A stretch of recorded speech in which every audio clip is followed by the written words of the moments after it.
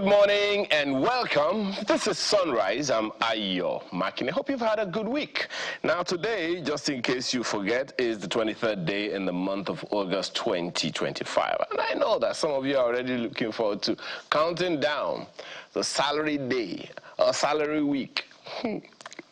That reminds me, by the way, that story that made the rounds about the RAMFAC, Revenue Mobilization, Allocation and Fiscal Committee, proposing to review the salaries of elected political officials. Now, the background is pretty easy to relate with. 2008, according to RAMFAC, we call them RAMFAC here, was the last time that such a review has been done, and that's almost 20 years ago. It makes sense, right, to review the salaries of political office holders, just so that at least we can make it, what's the word they use now, a little more relevant to what's happening today. Absolutely, very, very true, particularly because the salaries of civil servants have been increased to 70% minimum wage. We'll still be talking about salaries or wages that save from poverty in the coming minutes or moments from now. But the issue here is this. So on the one hand, it's a good idea. On the other hand, people have raised issues about timing. Oh, wow, wonderful. It's a good thing for us to do, to consider these things now. But this is coming at a time where you're asking Nigerians to tighten their belts. And the first time I heard about tightening their belts was in the Shagari days, in the Second Republic. Austerity measures, they were called at the time. And it would seem like Nigerians haven't really, come out of it. Is this making any sense right now to anyone? The questions are rife. Okay, so on the one hand is the low salary. There are even people who say that the CBN governor earns 10 times more than the person who appoints him. In this case, the president of the Federal Republic of Nigeria, earning about, say, 1.5 million. In fact, some people even converted it to dollars. That's $977 either that the president, makes in a month. Okay, it makes sense, right? But there are some hidden perks. For instance, the president of the Federal Republic of Nigeria cannot live on $977, okay, 1.5 million naira a month, and still ride a private jet. Well, what do we call it? Private jet. Hey, it's not public. Whatever. It's not like British Airways that the Prime Minister or the King or of England rides or uses. So he has that to himself. So all those perks, I'm just saying, all those other perks that come with it, the allowances, are they there? Are they included? Are they included? Are the other perks of office, are they also part of the deal that the president has to live with? So while it is okay, RAMFAC, it's appreciable that those thoughts are in your head to help us make sure that the president of the Federal Republic of Nigeria is not living like a pauper. But the reviews will be tolerable under certain conditions for Nigerians, because most of the time what we hear is, okay, this is happening. Okay, but how about we begin to see some evidences that some things are changing? We've been talking about corruption for a while. Have we blocked the corruption leakages? Because there's those who are saying that the people whose salaries you want to increase, they are still benefiting from some kinds of perks of office. And some of them are seen to be corruption related. So the reviews, I think maybe if you align them with the realities of the Nigerian, I think that will also make some sense. Aligning political salary adjustments with the increases in civil servants' minimum wage. There you have it. That might also help. And still talking about minimum wage, I heard this about NICOM, that there's some kind of insurance system that is involved in the operations of that organization. It says they have come up, based on the new law, they have come up with certain regulations that compels you, landlords, to insure your building. For instance, they say that before the construction starts, owners and contractors must take a builder's liability policy to cover death and injury. We've seen that happen. A number of people on site, they go to site and then they die as a result of that. So it also says owners or occupiers of public buildings, offices, malls, tenants must insure them against collapse, against fire, against earthquake, like we have that here, against storm and flood. And then there is this one, that NICOM can seal off, can work with the authorities to seal off any building that is not compliant. And offenders face something in the region of 3 years to 2 million. So this is particularly for landlords. In fact, that's the one that touches me. So if your building is not insured, NICOM can come and seal it off.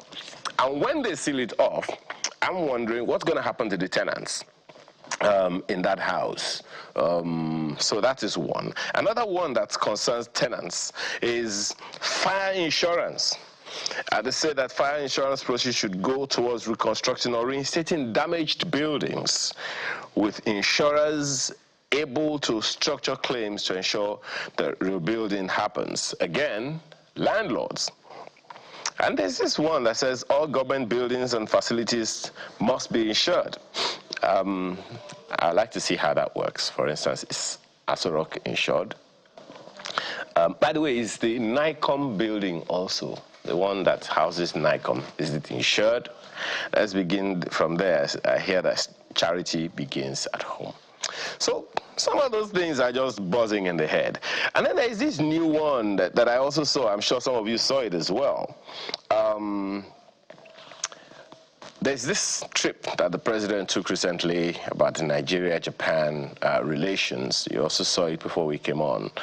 And there's this information out there that there is a city in Japan that has been designated for Nigerians.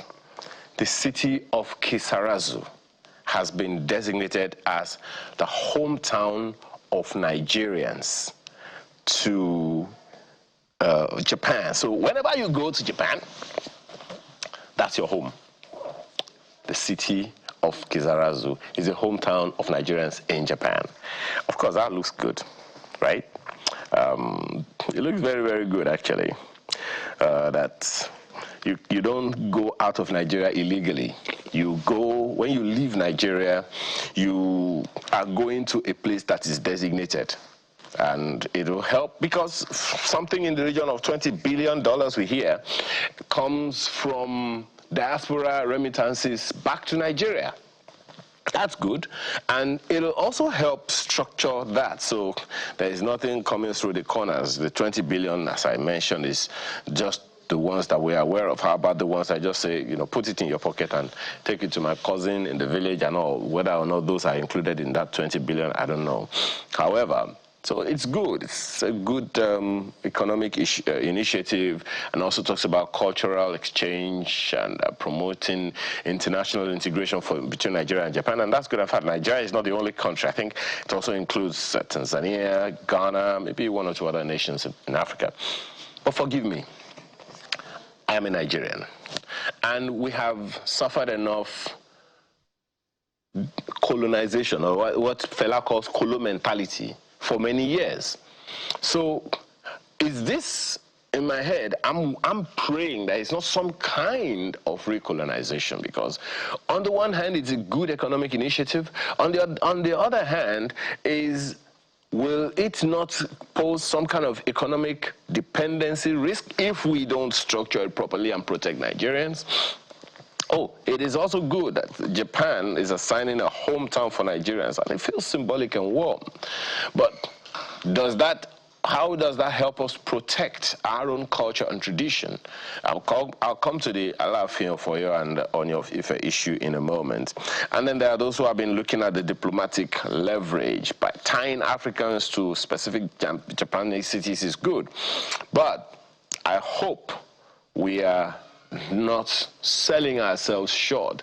I hope we are structuring as a country in a way that it's already been done. The city is already there. They're just going to have to create some kind of special visa arrangement. So when you decide that you want to go to Japan to live and work there, you know, it's there. There are those who are saying that Japan in another few years is the minimum age, the average minimum age in Japan is likely to be something in the region of 65 years. So they need young people, and Nigerians we know are very, very vibrant and agile and everything. Maybe that is why that is happening. That's fine. So, but let's just be sure that it's not some kind of brain drain, because they're not just going to look for some relic in the country. They're looking for the brightest and best brains in Nigeria to come there and help do whatever. Let's also be wary. I'm talking about culture and tradition. Forgive me, guys. I saw this story in the course of the week. The spat between Alaafin of Oyo and Ooni of Ife. I'm not even interested in whatever the drama is that is causing the whole thing. Let's just be mindful of one thing. Most young people have minimum trust in our traditional institutions. This spat is not helping that. And I want to believe that the people around these two monarchs are there. There are those who are saying the Alaafin of Oyo is someone of importance in Yoruba land. There are those who are saying the Ooni of Ife is someone of cultural and spiritual supremacy in and around the world and all. That's all fine. But please, let's bear in mind, young people have this little or this much confidence in our traditional institutions. This part is not helping. Okay, now to the issues that we have lined up for this morning. We start with wages that save from poverty. On the one hand, minimum wage. On the other hand, political office holders now having a review. We'll talk about all that. Shaping the future of transportation in Lagos is another thing. We'll be looking at that. And then the leadership capital for sustainable businesses. Let's look at that as well. We have been talking about leadership recruitment. How good are we in that department? Lifestyle today. Look at that thing on your screen. I didn't know there was such a thing as lifestyle diseases, but there are. So what are your fitness habits and what are your risks of lifestyle diseases? We'll look at that this morning. And our taste of the week is going to close the show for us today. In the meantime, do yourself a favor.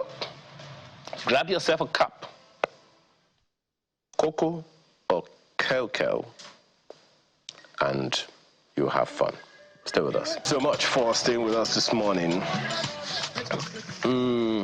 Our first conversation, as you saw earlier, by the way, a quick correction that I need to make. There's a royal airport for the monarch in the United Kingdom, and that's what the royal family uses. I just wanted to quickly correct that impression. Thank you so much. Now, we want to talk about wages that save from poverty. See, when we talk about wages, the real question is, do they save from poverty, or do they keep people trapped in it? Ask anyone most times today, what you hear is, your take-home pay doesn't even take you to the bus stop. Now, there are those who also believe that the salaries you get are the things that are keeping you from pursuing your dreams and all of that. But the reality is always the reality. Now, recently we've heard about the RMAFC moving to review the salaries of political office holders. On the surface, that sounds normal. Salaries in every sector should be reviewed from time to time. But the outreach is not really about the figures, it's about the context, about fairness. Many Nigerians feel, for instance, that while political leaders are discussing pay rises for themselves, the wages of ordinary workers can hardly buy dignity, let alone save them from poverty. Political leaders earn beyond their official salaries with allowances and perks that shield them from hardship, Workers, meanwhile, are left in what we can call working poverty. Poverty that is working. Earning a wage that does not meet the cost of living.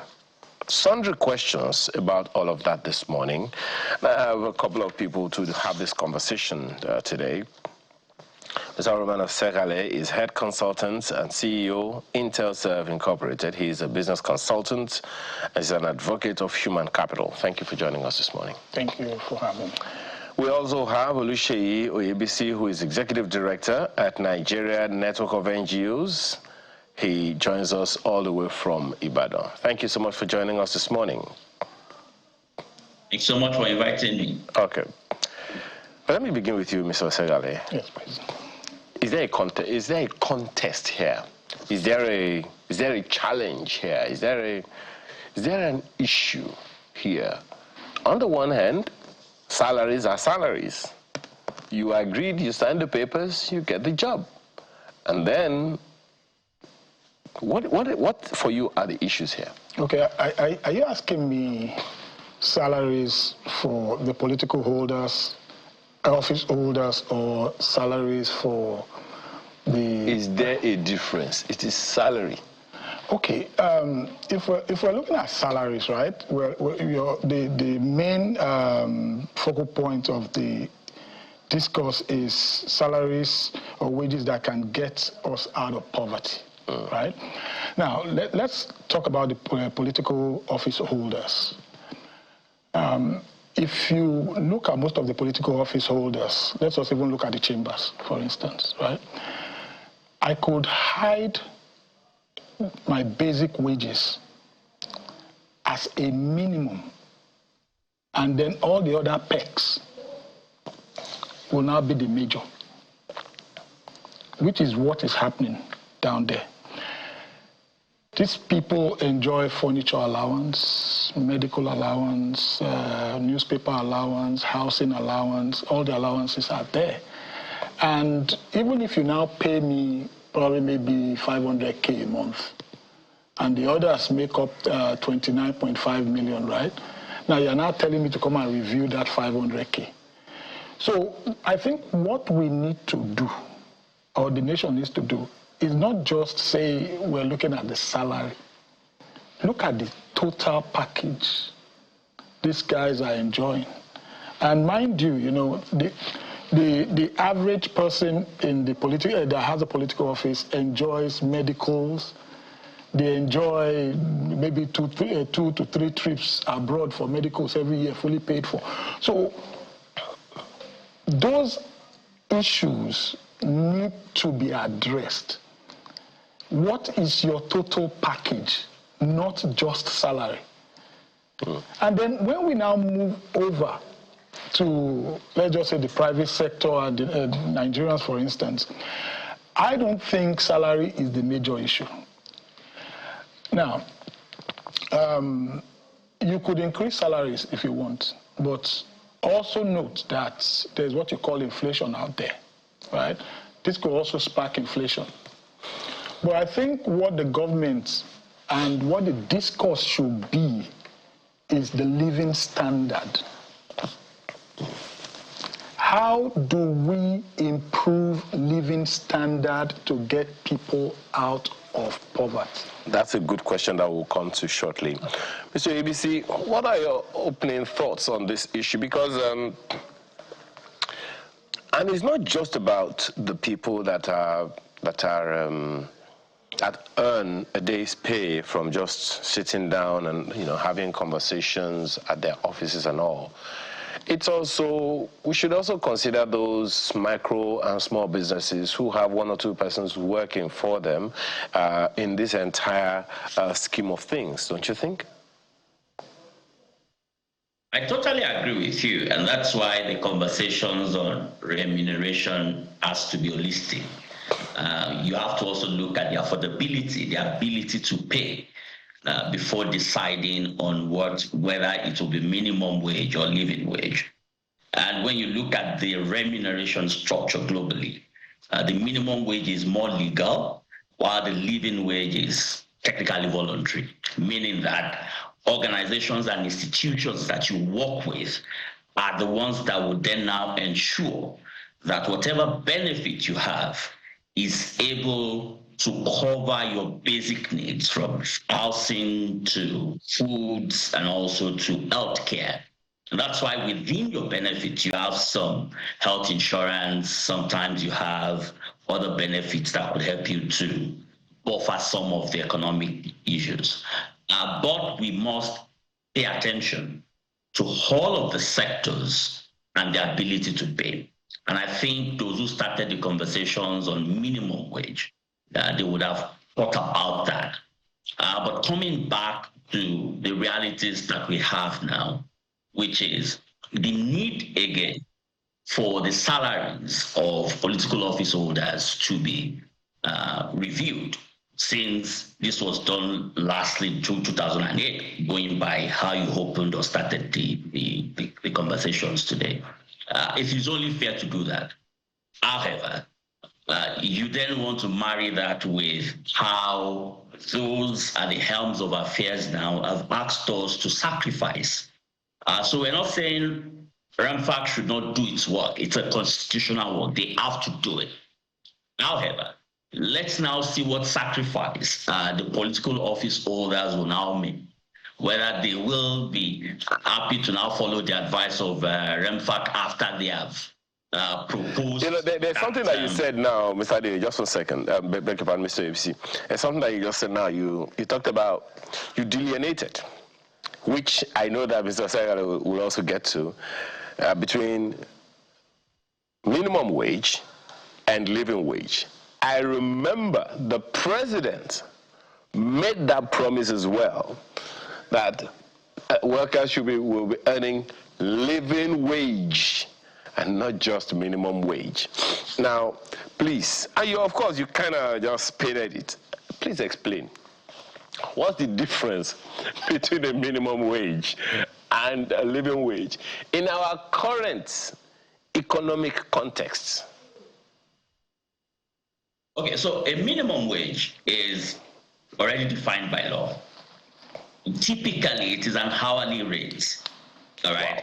That says this is the least amount of money you can pay per hour for these activities or these tasks, all right? Whereas a living wage is the basic amount of money that you can also pay, or that would cover the basic needs of your employer. And the basic needs are 3: shelter, food, and healthcare. So it means that if you're going to pay me a living wage, that living wage should typically cover my ability to be able to afford a decent housing, to be able to have food, to also have access to healthcare, and also to education as well. All right. Then I can then use my disposable income for other things. That exactly is what we mean when we talk about living wage. And for you to be able to pay living wage, it means that the economy must be prosperous enough and that you must be productive enough to be able to afford the living wage. When you bring that to the reality of a small SME, okay, and within the context of the economic crisis that we're facing now, the inflation that the other speaker alluded to, then we have a complex web of issues to deal with when considering either minimum wage or living wage.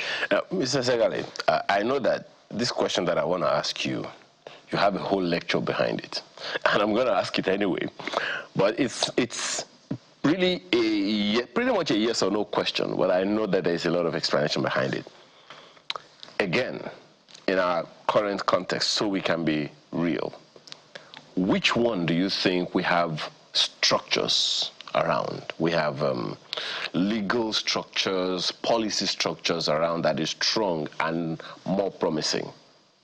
Minimum wage or living wage? Because we are talking about wages that save from poverty. Okay, so I think the one that we have structures and policies around is basically the minimum wage. Because if you look at it from 1981, when the first minimum wage was when the government signed the first minimum wage at, I think, 125 naira then. So it wasn't even as far back as Udoji? No.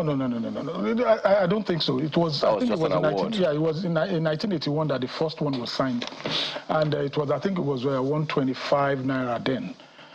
There was nothing like the living wage back then. It was basically minimum wage. And if you look at even I think 1991 when it was reviewed, year 2000, 2011, 2018, it was minimum wage that the government always spoke about, and not living wage.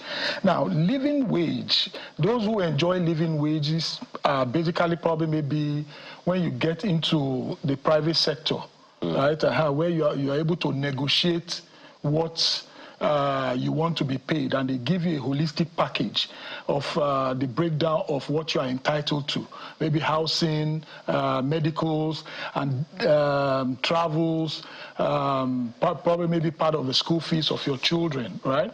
That will help you cushion and also lessen your burden in terms of, let's just say, the expenses which you carry every day. And that's why I was referring back to living standard, which the other contributor also said something about when he was talking about the living wage. Now, the living standard includes a lot of indices. Education, health, human development index, income, population, access to education. You see that when most of these factors are taken care of, right, a person can take a low salary but still survive. And what do I mean? If government were investing in education, for instance, right? Government free education? Yeah, free education. If government were investing in health, right, they will have taken a lot of the burdens off you. You understand? And that's the bane of what we're suffering today, because even if you increase salary, if the schools know that the salaries have been increased, right, they are bound to increase school fees. Most of the private sector hospitals, if they know that salaries have been increased, they are bound to also increase the cost of their own services too. You understand? But when you enjoy these perks from the government, right, which basically are called, when you enjoy these perks from the government, there is a limit to the burden that you carry. And whatever salary you earn, you understand, will be able to at least cushion the effects of your burden to a large extent. So this, and I know that Mr. ABC would also want to speak to it, but so these issues that you have lined up now, I'm not hearing about free education for the first time. I've been hearing it since like in the Second Republic. Free health care and all of that. Those are things that we've been hearing, but that's it. Only heard about them. I know that I, like a number of other people watching now, will tell you that they benefited from the free education initiative of the Bola Ige government in Oyo State at the time. And Lagos State also did the same thing under, Lateef Jakonde at the time. So essentially you're saying, what I'm trying to get to is that these initiatives, these living standard parameters that you've outlined, they're not really just for the federal government. They're also across the states as well. Okay, see, they're what they call merit goods, right? And what's the definition of merit goods? They are like long-term safety nets for the economy and the people. And merit goods are goods which the government gives to the people irrespective of the fact that they can afford them. Because if they are made to pay for them, they have both societal and economic consequences. Education, for instance, health, they all fall under merit goods, which the government is supposed to be providing. And this is what I tell people, right? Look at your income in a year and look at how much goes into paying school fees, the percentage of your income that goes into paying school fees. I believe that those of us who were born in the 60s and 70s, most of us went, if not everybody, but most of us went through public schools. And a lot of people turned out well. But the pressure of not being able to save is part of what is making Nigerians slip into deeper poverty.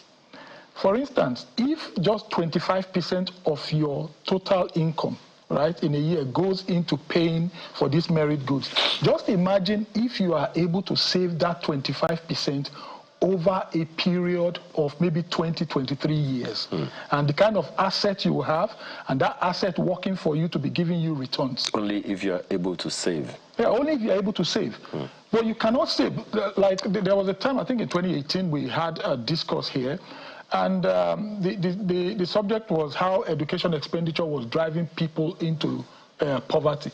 And we opened the discourse to Nigerians and asked them what percentage of their income goes into paying school fees.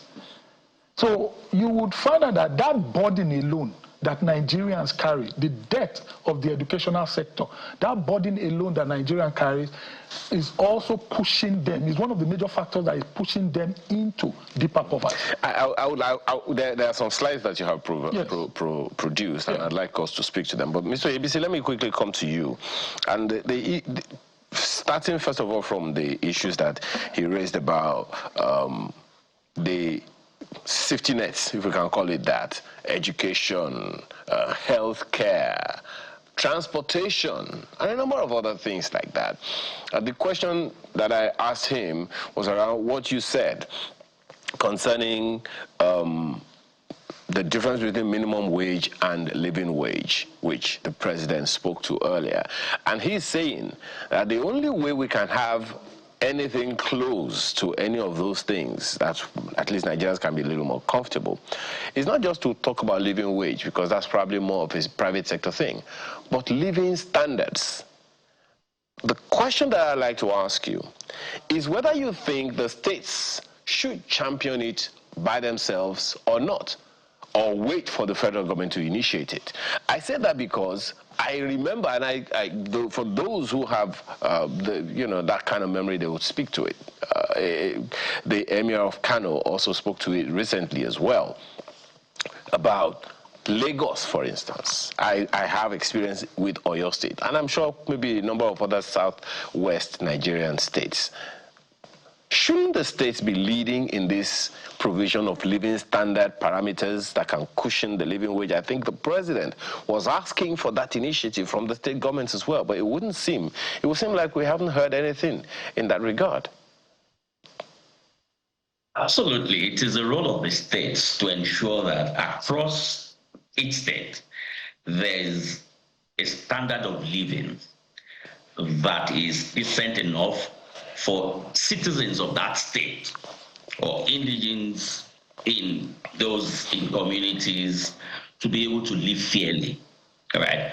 The federal government can only come to augment. For instance, if I go to school, I'm going to school in a state. If I need healthcare, I'm going to access that healthcare in a state. If I need to eat, I'm going to buy that food in a state.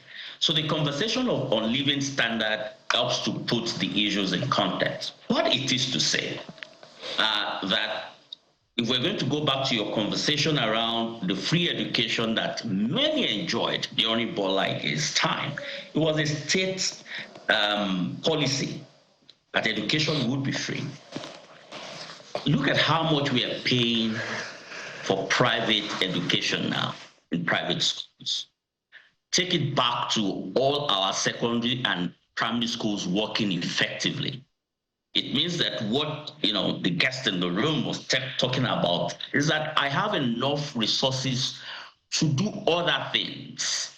Imagine if public hospitals work effectively and the health insurance system works so well that when I get into the hospital, I don't have to pay out of pocket. So it means that whatever I earn from my employers, health education is already covered by a social system that is provided by government. Food is not too expensive for me not to be able to afford. Please, with my salary, I can afford the basic nutritional elements of food that I need. So whether we like it or not, we need to get to that living standard indicator where we're saying to ourselves, when I live in Oyo State, all right, what is my living standard? When I move out of Oyo State to other parts of the country, what does the living standard mean? And how does it compare? In fact, that could actually also help in inter-country movements, where I'd say, okay, I'd rather stay in Oyo State, for instance, work from Oyo State remotely so that I can enjoy the living standard that exists here compared to elsewhere. Don't forget there's the living standard as well, all right? But it is not the way we want it, because, you know, there are people that would say, no, I can't stay in a part of the country because, you know, the cost of living there is expensive. I need to come stay elsewhere. However, what we're saying is we need a baseline indicator that gives an average citizen access to those basic needs that typically makes life better for them. All right, we're talking about shelter, food, education. Don't forget that when we talk about poverty, we've not even expanded on all of the types of poverties we have, from energy poverty to transportation poverty, then to not start talking about furniture poverty. Because there are some people that would have a house, a place to live, but there's no chair to sit down, or there's no petrol. Going into a terrain. So the issues are complex. Yeah, you're already going into a terrain that was covered in that report of, I think, by the statistical body of Nigeria that spoke to multidimensional poverty. Perhaps that's part of the issues that you're also raising here. But please pick on any of the slides that you speak to. Let's. But I like if you don't mind, the education ambit, because I remember, you know, Dr. Samademi would often say that if Nigeria is going to go anywhere, we need to prioritize poverty. Beg your pardon, we need to prioritize education. So we need to to begin from there, because mental poverty is a problem on its own. That's, you know, that, or what do you think? Okay, my watchword has always been, no nation can grow beyond its investment in education. Whatever you're seeing across Nigeria today is the amount of funds you invest in education that you're seeing. Now, let's take the first one, right? What I did, right, was to look at the indices of living standard, or the indicators of living, standard of living or living standard: education, health, human development index, income, population, access to education, gross domestic product, life expectancy, and then GDP per capita, and then your housing condition. Then I went and looked at the data and see where Nigeria is at. On graph 1, right, page 1, you see that Nigeria, over a period of how many years, we've only been able to invest 0.86% average between 1990 and 2021.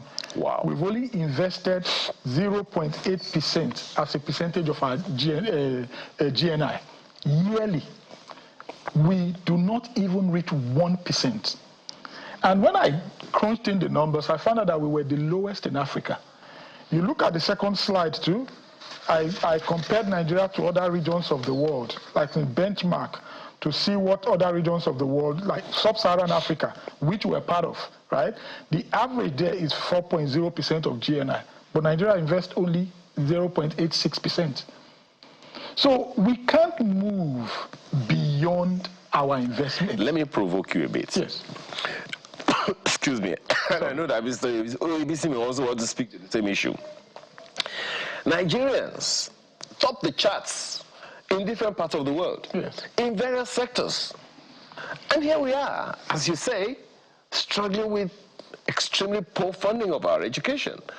That seems like some kind of irony, doesn't it? It's an irony, because give a child an opportunity and you will see how far that child can go. So what is missing here is the opportunities that are given abroad. It's the bench, is the level, the level playing field that is given to all children abroad. We all know that the rich has always gone to, most of the rich go to private schools, but the middle class and poor always go, they always go to public schools, right? And that is a sustainability on its own to help sustain the middle class and poor. Because if you make education something that's out of reach for the middle class, you're basically killing the middle class. And if you look at how much the average middle class pays for education fees in this country, right, you find out that one of the reasons why the middle class is being wiped out is because of that cost they are carrying. Mr. ABC, what's your take on that one? Because the question is not whether or not what's intriguing, what's ironic for me is we top the chart in different parts of the world. And of course, you've heard Mr. Osegale, I'm sure you want to speak to that as well. Some of the, some Nigerians doing extremely well in different parts of the world actually begin from here in Nigeria, take a bit of education here in Nigeria, and then they travel abroad, maybe they have to redo it or whatever, I don't know. What's your take on this irony? I mean, my take is that, you know, when a Nigerian excels somewhere, those are individual efforts, not collective. Why have I said that? Is that when you look at the educational system as it were, and what is being taught, you see that they are not necessarily the type of thinking and learning that takes you anywhere beyond that university. And a couple of people were joking Sunday to say, in an engineering faculty, the generator went bad, and no one could fix the generator. They had to wait for a generator mechanic to come in to fix it, who probably may not have been to the four walls of a polytechnic or university or monotechnic. So it means that we need to start rethinking how we process education, but also more importantly, looking at what type of skills do we need to start teaching in our various institutions of learning, okay? And don't be surprised that you may not necessarily have all of the IT skills that needed to be taught in our universities for a student that is offering courses in computer science. We now have emerging technologies like artificial intelligence. Is that now in our curriculum in ways that prepares? You're already provoking me, Mr. ABC, because sometimes once I had to look at our education policy in the country, and I could see it was still something back like maybe in the 90s. At least that's what I thought at the time. But let's come back to you, your slides. That third one is actually very troubling. The third of those slides, where you are looking at the Human Capital Index and how Nigeria has scored since 2011 till 2 years ago. Yeah. Okay, so the Human Capital Index takes into consideration, I think, life expectancy, education, and then standard of living, GNI per capita.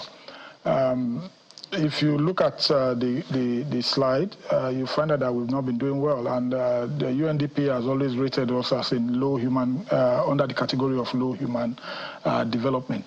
It just further buttresses my point that Nigeria does not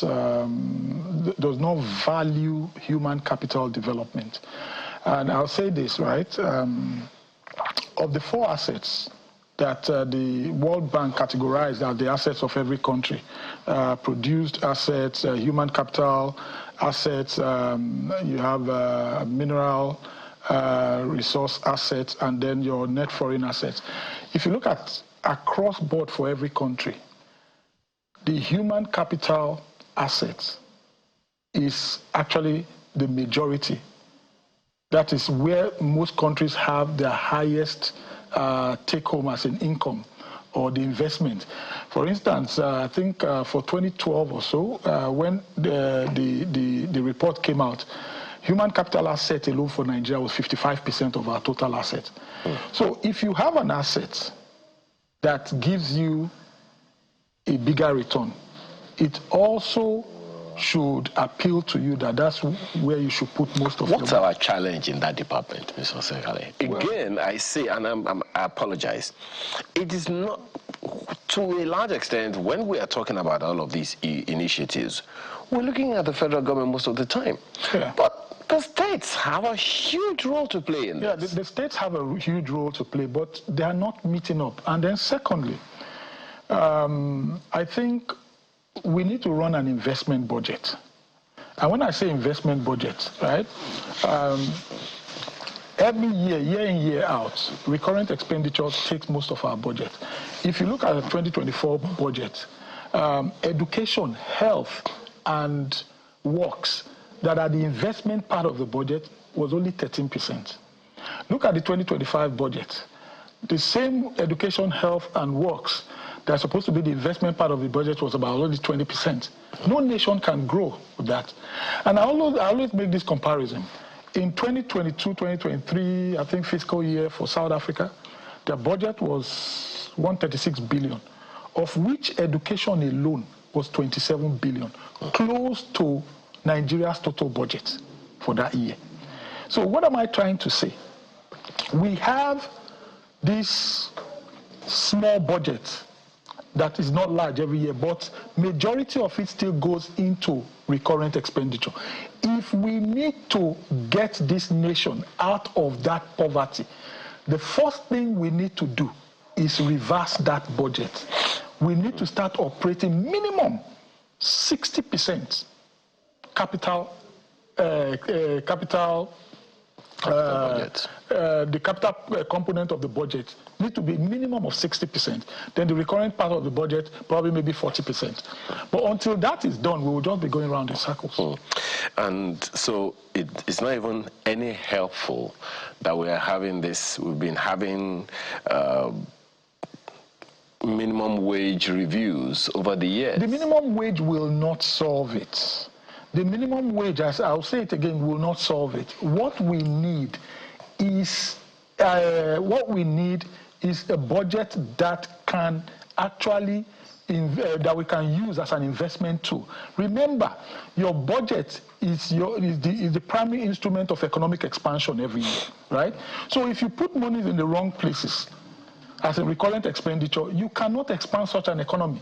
But when you direct the funds into critical infrastructures, education, health, works, you find out that the money will trickle down and then will basically help the people that are supposed to help, keep them out of poverty.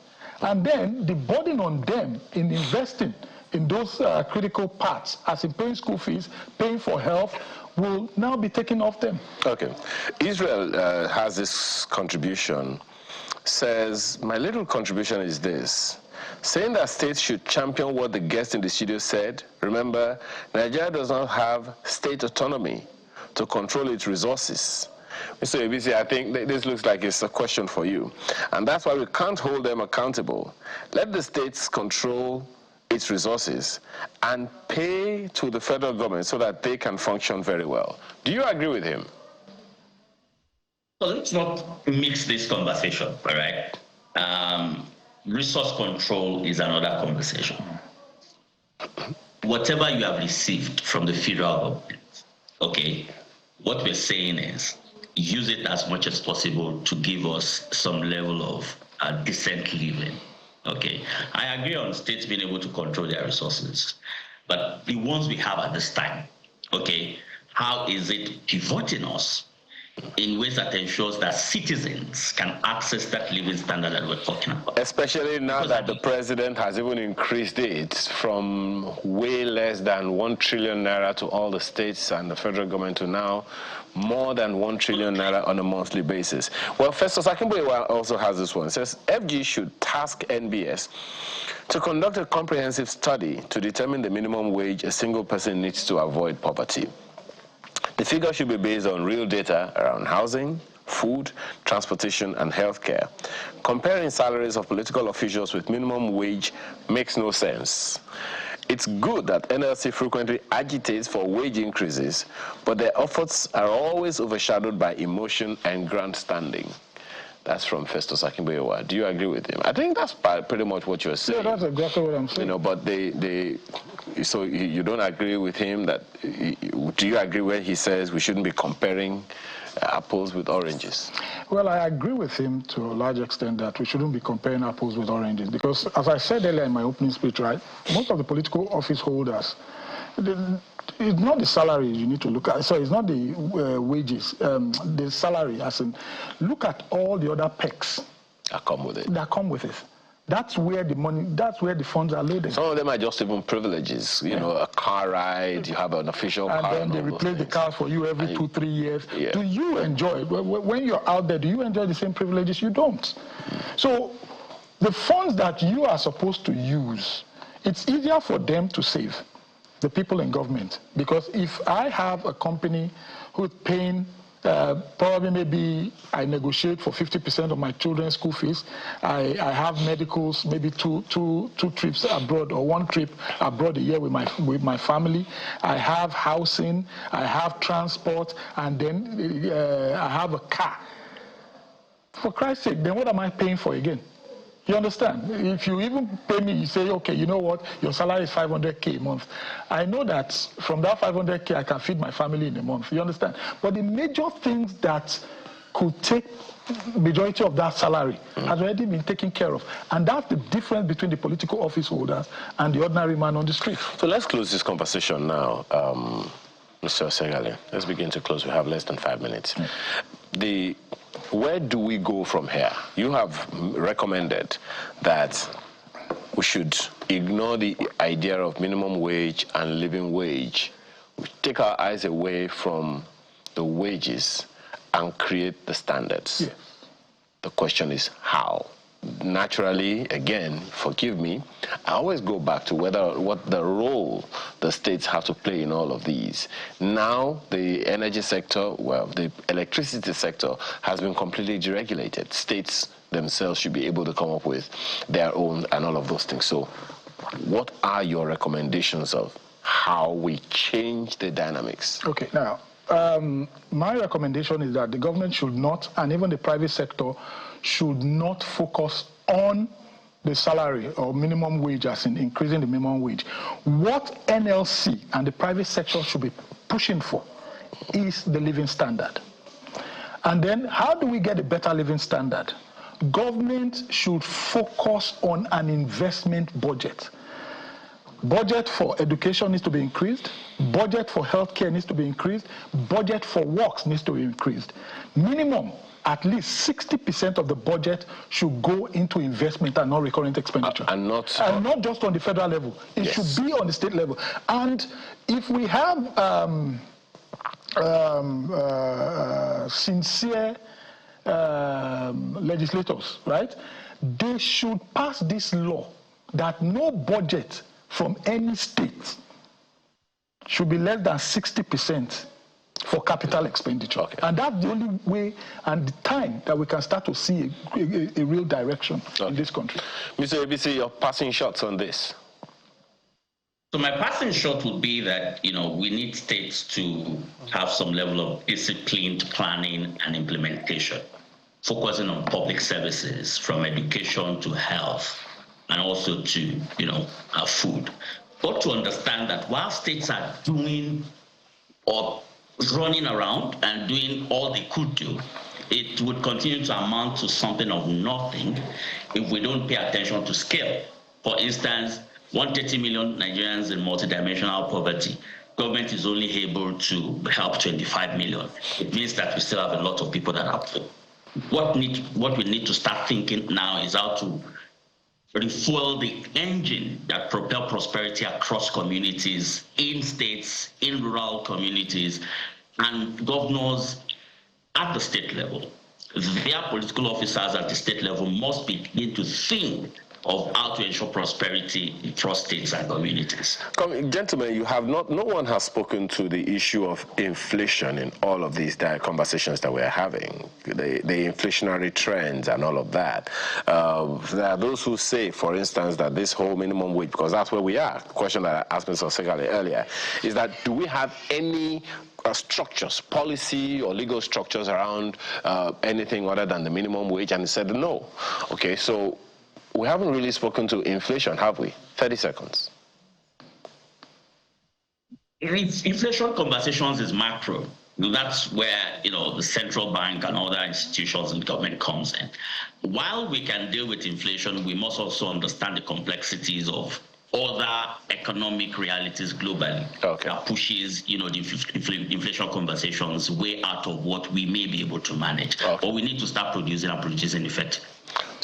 I totally agree with him. The inflation is macro, but I also want to look at another aspect, right? Part of the inflation that we're suffering today is as a result of fuel increase, right? Now, but it is not only fuel increase. I did a study recently, and I found out that to bring food from the north, right, how much drivers need to settle on the way.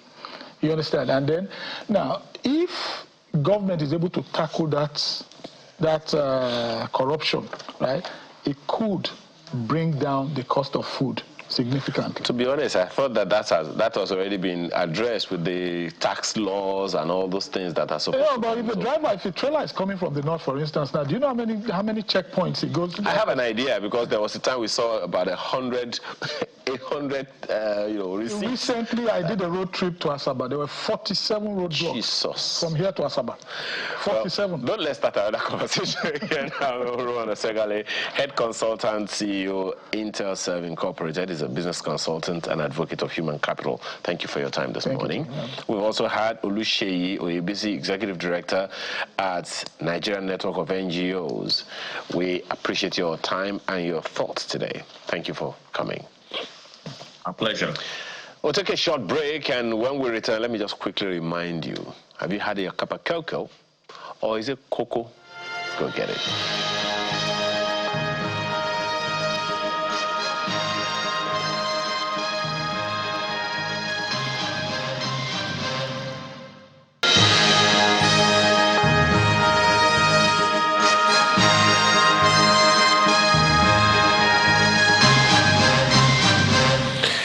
Thank you for staying with us. I'm still looking forward to my first train ride in Lagos. And I'm talking about the blue line or the red line. Yeah, I know some of you are already veterans. I know, it's okay.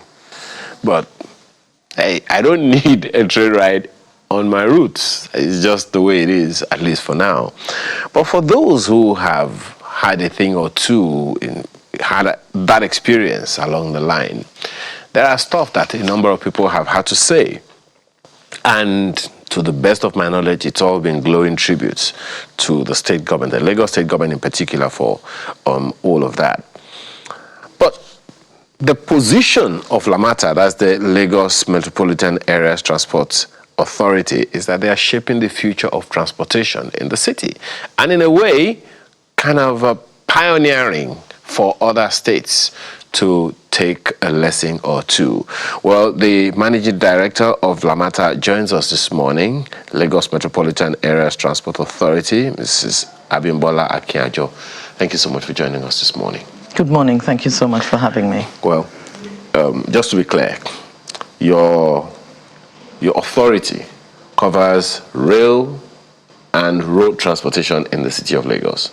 But does it have anything to do with water transportation as well? So what we do for Lagos is we plan for everything. So we plan for road, rail, and water. But we as an agency have responsibility to implement, regulate, franchise, rail, and road. We farm out the planning.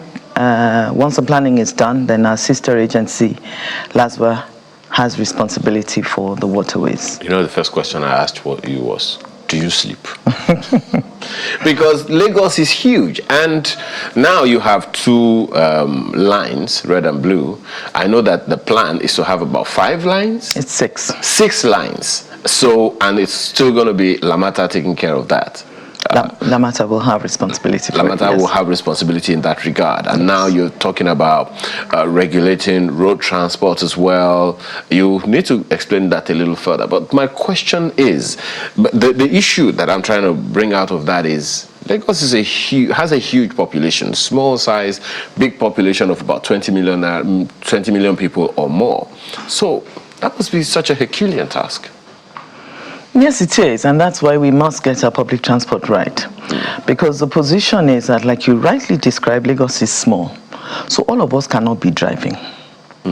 We need to begin to find a scenario where Lagos, where your first choice and my first choice would be public transport.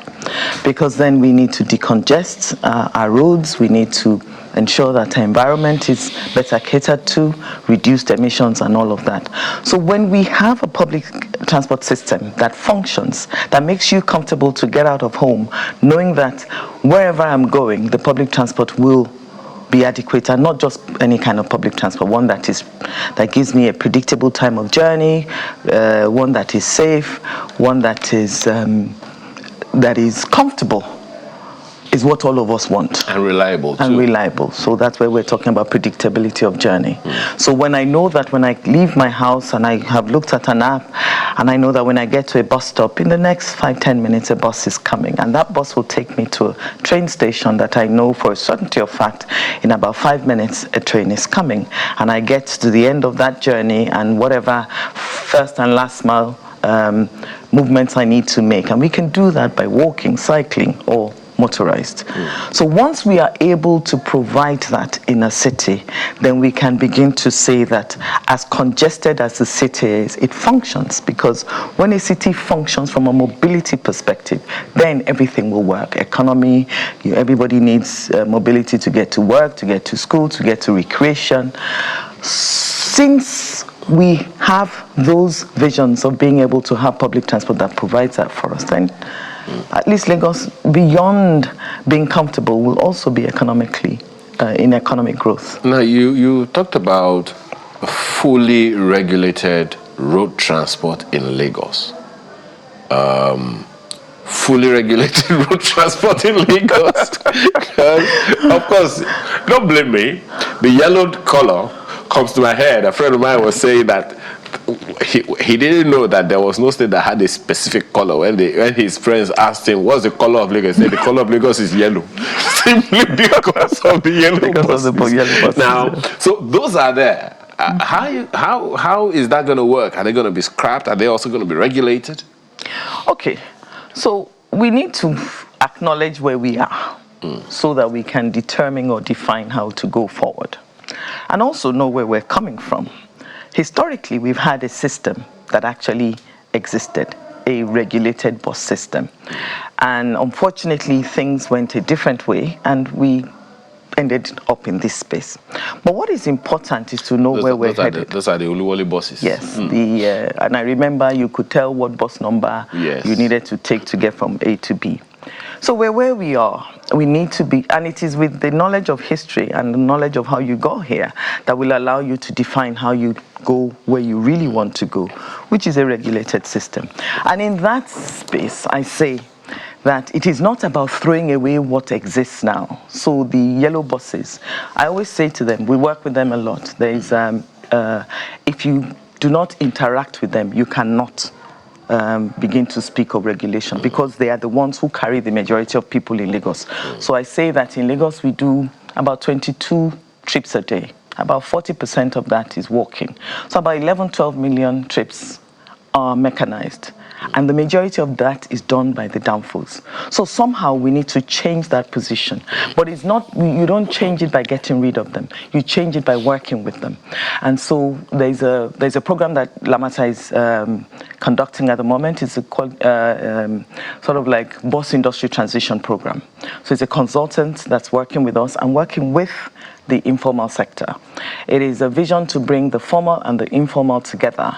We understand what they want. They know what we want. Nobody is going to be 100% happy, but we get to a medium that will be good for everybody, especially the commuters that we're all trying to serve. And that vision says that working with them, we bring them to the table. they understand what it means. And let us say that today, the unions are actually working with us in Lagos. So they are running one of our BRT routes. And they're quite successful at it because these are people who have done public transportation for years.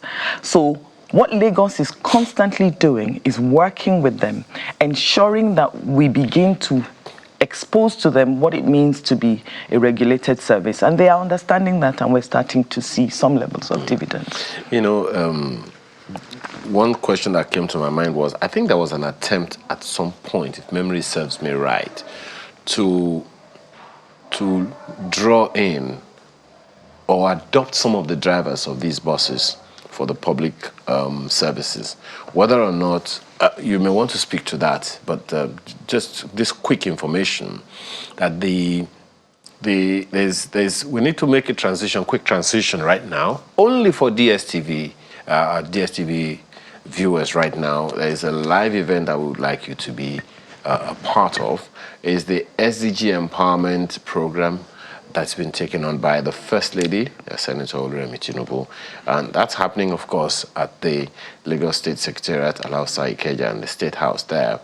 And it'll be, for those of you on DSTV, that's what you may be seeing. But if you'd like to continue with us, join us on YouTube right now and all other platforms. We're there for you. So is that part of the plan?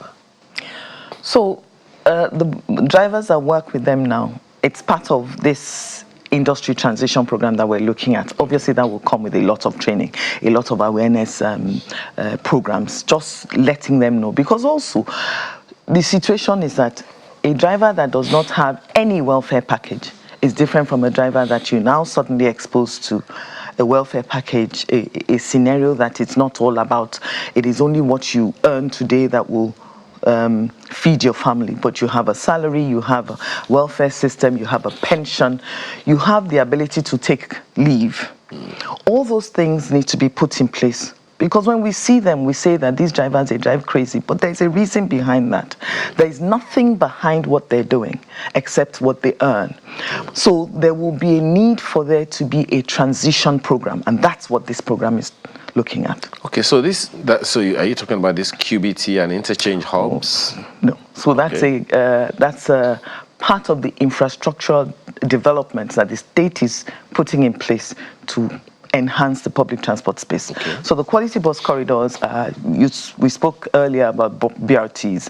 So those are dedicated lanes of buses that buses go on. Yeah. Now, what we have is that we have a hierarchy of buses. The first is obviously the BRT, which is sitting in its own dedicated lane. Now you have these quality bus corridors, which are corridors that have been identified as important for public transport, but we don't necessarily have to have dedicated lanes. We have buses in mixed transport, in mixed traffic, but what we're ensuring we're doing is we're building, we're looking after the infrastructure, making sure that the roads are good, providing bus stops so that buses can stop, providing laybys, making it public transport friendly. The ability to also have traffic light systems that will, to a certain degree, recognize when buses are coming. So that's the quickest way to give priority on a mixed traffic lane.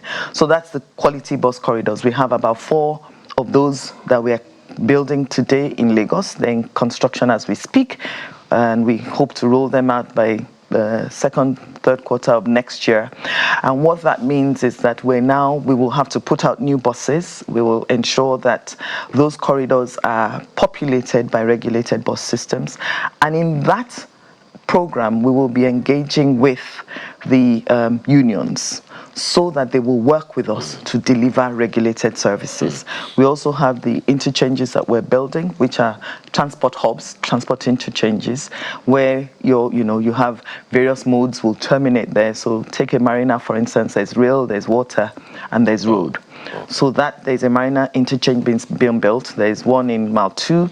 The vision is to ensure that you can change mode, you can change a bus in as short a time as possible. So how is this the construction of these projects that you're talking about, how is it being phased? What are people to look out for instance, over the next 6 months? Will some of these routes or hubs open before others? Okay, so the way we've looked at it, all of them started at the same time. So and they're 4 contractors. There are 3 contractors doing them. So the work will probably all complete round about the same time. We have ensured that we've not put all of our eggs in one basket. We have 3 major contractors working on them, and we expect them to begin to be available from the end of the second quarter of next year. Interesting that you spoke to how the collaboration with multiple communities and stakeholders is already going. But how about the local communities, not just the transport communities themselves? So that's the front end of the work that we do. So as we plan projects, we then go back to the communities, and all of that we've done. So we carry out what we call the environmental, social and environmental impact assessment, and the social impacts is what we go back to the communities mainly to discuss, apart from the environmental. So we will let them know, we've sensitized them to what's coming, why we're doing what we're doing, how it will affect their communities, what benefits it will bring, what challenges it will bring, because when you're building in a built-up environment, there'll be homes that will have to be taking over, what the government will do to ease that pain, compensations being paid, and Lagos has, at least in the work that LAMATA has been doing, we've been very good with that. We've identified all of the project affected persons, and they're constantly, as we speak now, they're being compensated to ensure that when they move away from their properties, they have something to take away with that. Madam, I don't envy you, and I have to praise, what you're doing. But I have a concern on your behalf, and that concern is sustainability. Okay. On the one hand, you're doing a yeoman's job building these things, but when we look at some of the areas in which some of these initiatives have been, executed, they have also been decapitated, if I can say, by the same people for where they are made. Go to mile 12 now. That's a median barricade that was made. To a large extent, all of them are gone. Go to Berger on your way to our studios here. You see that some of those things have been pulled down by the people. So what's the plan? It's always been my concern, the mindset of our people. And I think it's a big challenge, because when we look at it, everybody is clamoring for development. When development comes, we go with our own hands, we go and tear it down. And the challenge for government is that what I am supposed to be spending to continue to grow the development, I am backtracking to go and fix what has been destroyed. So it's you and I that need to continue to speak to the people. Every time LAMATA does this, own the assets, because it's been built for you with state money. Apologies, madam. It raises the question about that collaboration, about that sensitization, because perhaps they are aware, but maybe not sensitized to their own liking, how this is mine, because government thing is government thing. Mine thing is my thing for some people. That is a problem that we all must face, and I feel that it is a problem that all of us must fix. We continue to speak to it, because no matter what, you'll be surprised that I have an asset in Surulere. It is somebody that's coming from Oshodi that is coming to, and I'm not saying that because I'm not, I'm just using different. So somebody that's coming from another community will come and destroy it. Now, how do we ensure that, first of all, and it's one of the things the governor was looking at, saying that when you hand it over to the people of that area, they then must have a responsibility to also form. We are so good at this vigilante work that we do for our own assets. Then begin to have that mindset that when government has built something here, then we in this area too must look after it, because it belongs to all of us, and we keep saying it, that we must look after our assets. Okay, so definitely capital intensive. I can't even begin to ask you how much this is going to cost you now, but how is it being funded? If you may want to tell us how much it's costing you, and how is it being funded, and again, sustainability. Okay, so it's being funded with funds from AFD, which is a developmental agency of funds. And from a sustainability perspective, it has to be that the project owner, which is Lagos State and LAMATA, continue to look at the assets they have. And what we do in LAMATA is that we have a record of all the assets. We do what we call a yearly inspection of assets. We actually document the state of the assets, and then we begin to look at what we have in terms of budget and how badly our assets are looking. And from that perspective, there are certain things we can do on a yearly basis. But beyond that, I still feel that the biggest challenge has to be that people must own the assets that the state has provided for them. So there is a position that the state is continuing to say we must continue. And you can see it in some of the adverts that are going on about state or government has built something, don't destroy it, don't put refuse out, don't. All of those conversations are conversations that as people of this state we must continue to have, as people of Nigeria we must continue to have, and as people of Nigeria, if you are looking for something from government, please do your part as well. Own the assets, look after the assets, because it's your money and my money that's building it. Now, let's talk about some metrics or outcomes that your organization will use to measure the success of these projects once they're operational. Are we looking at reduced commute times? Are we looking at higher ridership? Are we looking at improved traffic flow? Or a combination of these factors? A combination of all of it. Like I said, hopefully, once we're all done, we will have one of the things that we will roll out will be an intelligent traffic system that begins to allow us in LAMATA to see what our buses are doing on the road. And that means we're trying to bring about predictability of journeys for the commuters. We have that completely on the rail. So you can tell when I get to a train station, the timetable tells you when the train is going to start. And it's been 99.85% successful. We have never been late.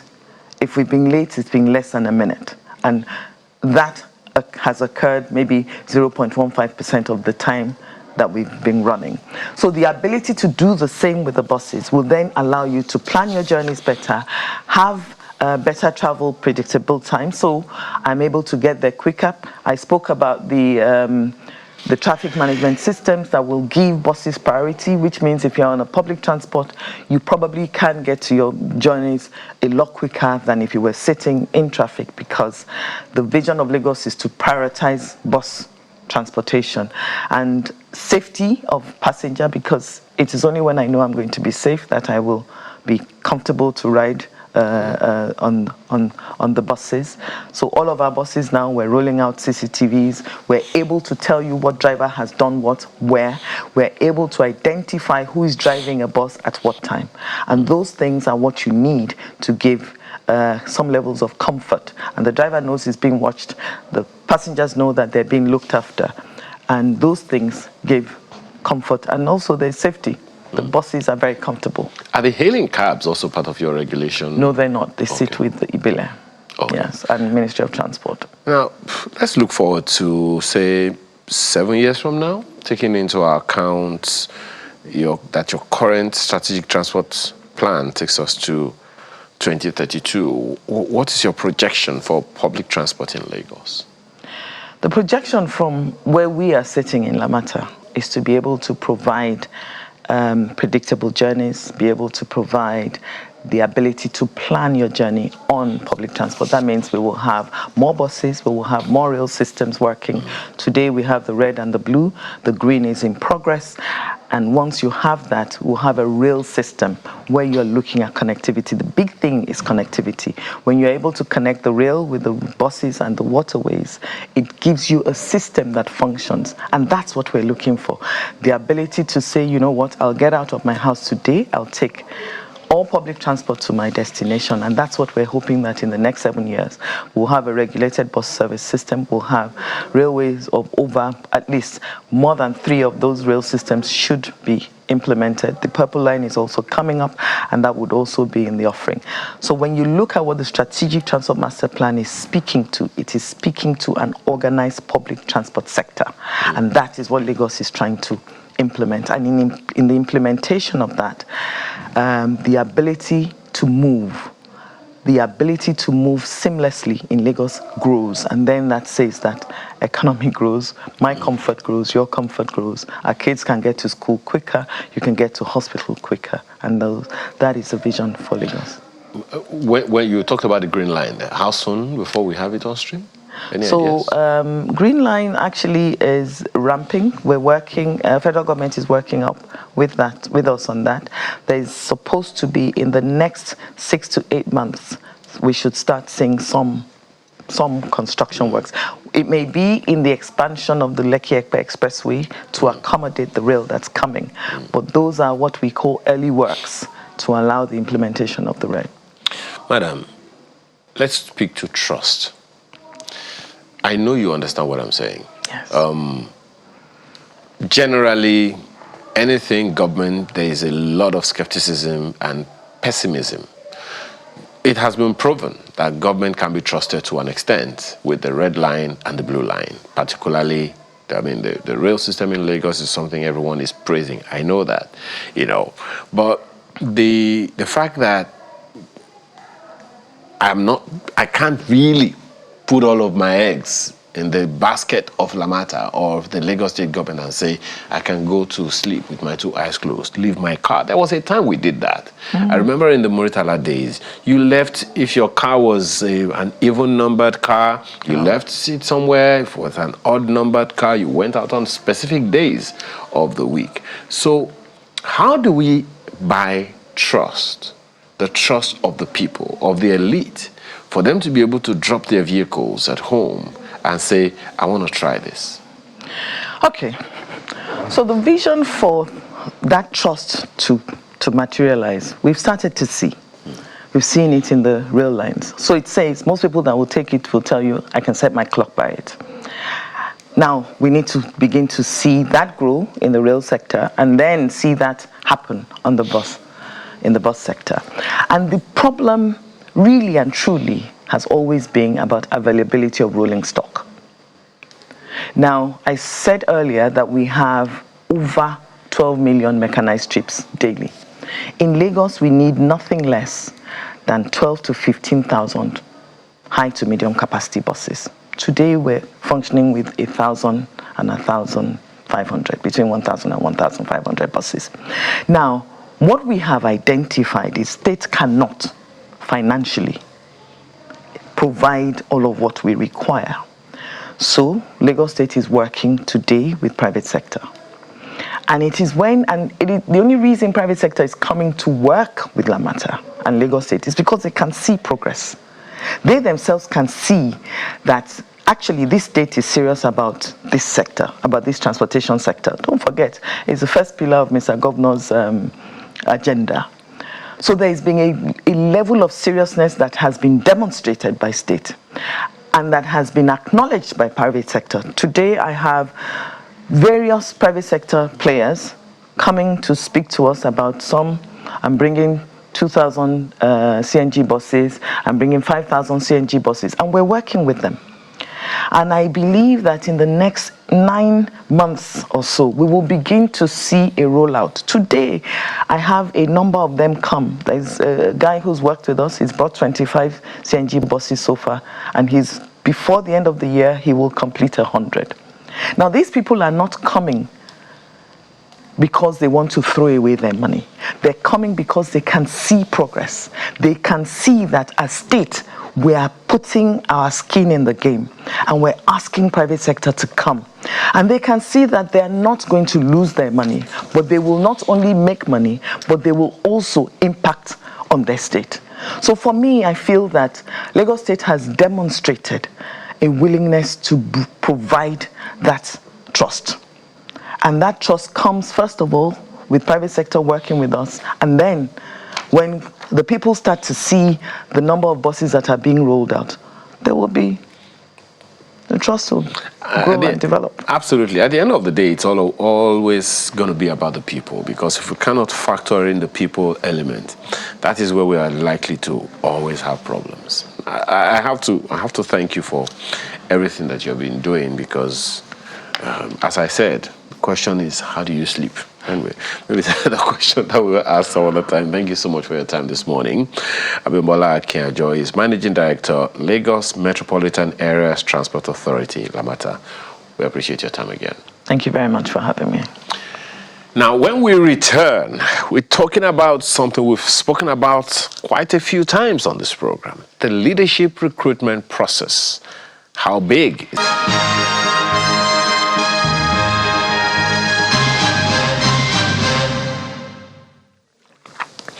Well, thank you so much for staying with us. Now, we want to talk about leadership capital for sustainable businesses.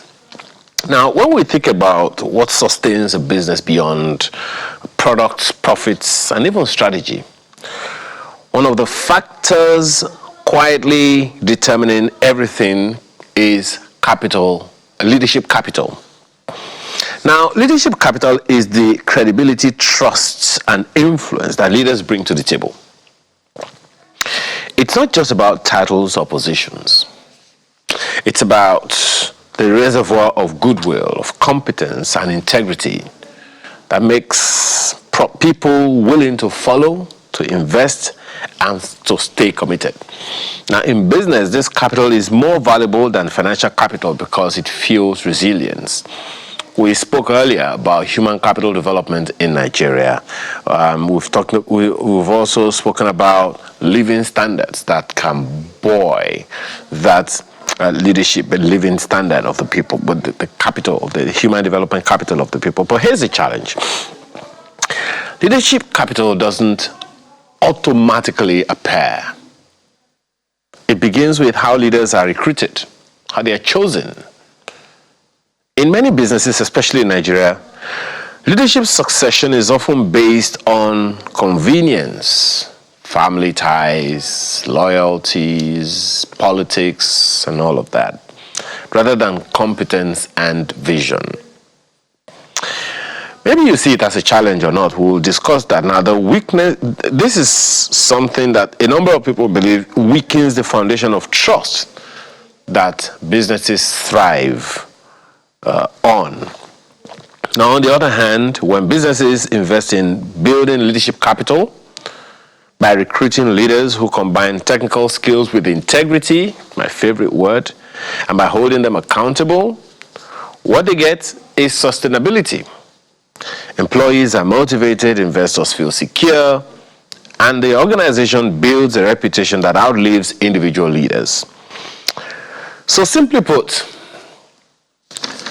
sustainable businesses are those whose leaders don't just spend financial capital, but continually earn and invest in leadership capital. Is that all there is to it? That's one of the questions that our guest this morning will be answering. Mr. Linus Okorie is founder, Guardians of the Nation International. He joins us from our Abuja studio. Good morning, and thank you for joining us today. Good morning. I'm glad to be here today. Now, when we talk about leadership, the average Nigerian will go straight, their minds go straight to, and perhaps only, to government officials, our leaders, people who are in leadership positions. So, for you, what is leadership, and why does it matter? So, it will interest you to know that every human being who lives in the surface of the earth has the capacity to become a leader, but is never positioned that makes anybody a leader. There has been misconception of leadership over the years, and I will recall that my mentor, Dr. Miles Monroe, has defined leadership in a very interesting way that will give us a clue to what leadership is all about. And he simply said that leadership is the ability to inspire, motivate, drive a group of people towards a particular direction via inspiration, not intimidation or manipulation. At the heart of that definition, it simply says is that a leader is somebody who has the capacity to influence, to inspire, to motivate a group of people towards a particular direction via inspiration, not intimidation or manipulation. Which means that a leader is somebody who first of all becomes influential as a result of who he has become. So the leader is compassionate, and then he begins to take care of other people's needs, serve other people's needs, add value to other people, and then in response to the person's leadership, the people are willing to follow. Whether it is in business, whether it is in the family, whether it is in the professional workplace, whether it's in the civil service, whether it is in a bank, whether it's in a real estate company, it doesn't matter what it is. Wherever human beings are, that individual who has the capacity to inspire others to follow as a result of certain things that he has become. So he has become compassionate, he has integrity and honor. They trust him as a result of who he has become. So the moment people start following as a result of that, that person begins to become such an influential figure, the leader. And so no position of authority gives anybody the opportunity to become a leader in that sense. In fact, if you become a leader and then you are in position of authority, it accentuates your leadership to another level. It gives you the opportunity to inspire, change the lives of people like never before. So now, when you put all of that together, then you are not talking about leadership. So leadership is personal first before it can become institutional. Perspective to it. I also like the fact that the point you made where you say that everyone has the capacity or potential to be a leader. Whether or not they become that leader, that's another thing altogether. But let's talk about how we recruit leaders. And I'm saying how we recruit leaders in the context of what you're discussing. Because sometimes it's in the only proof of my efficiency is the piece of paper that I submit. Okay, I have done this before, I have done that before. No one will legislate my character. No one will legislate my integrity. No one will legislate some other things like that, some other of those values and virtues on a piece of paper. So in the recruitment process, how does that help in what you call organizational transformation and business growth? So it will interest you to know that when leaders are about to be recruited, some people focus on the technical skills alone.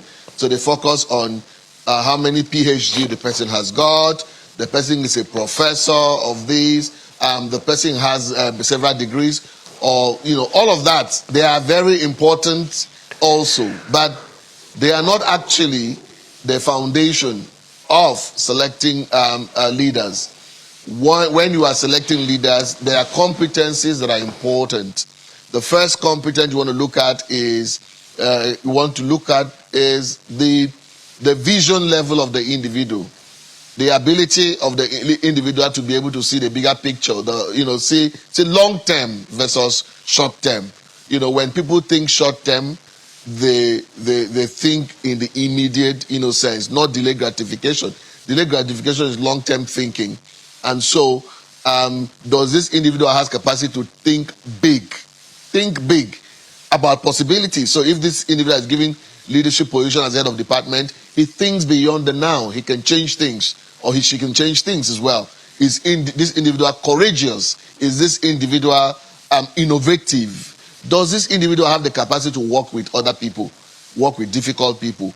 Is he patient to work with difficult people? Does he have the capacity to work with people who don't even have sense? You know, all those kind of things. So does he have the capacity to work with that is important? Does this individual want to give leadership position? Can we trust him? Does he have enough integrity to be trusted? You know, specifically, is he compassionate, or is this individual compassionate? So compassion, if you look at all of those metrics, the totality of those metrics is what you call leadership capital. And those metrics must be at least 60% over 100. And so if you put them in any graph at all, you can come, you know, you can see the trend that if anybody has 10% over 100 in the vision subhead, that individual will not be a great leader even if he has a PhD. So if you have integrity metrics and that individual makes 10% over 100, that person will not be a super leader, a great leader. So if most transformational leaders that have emerged, they are people with, you know, at least 70% over 100 in vision pursuit. They have strong vision capacity. So in organizations today, if any organization must make progress, the quality of the mindset of those who make decisions on behalf of that particular organization, you know, must be sound, must be something that is above 70% in terms of thinking big, in terms of thinking possibilities, in terms of thinking long-term, in terms of thinking innovation, again, Mr. Okori, let's add value to the community. Again, Mr. Okori, I will ask, with these issues that you're talking about, these values you're talking about, how do we legislate them? Is there an integritometer? Is there a wisdometer? So I don't even know if I can. Those are the questions that I'm asking, because at the point of recruitment, how do we determine that?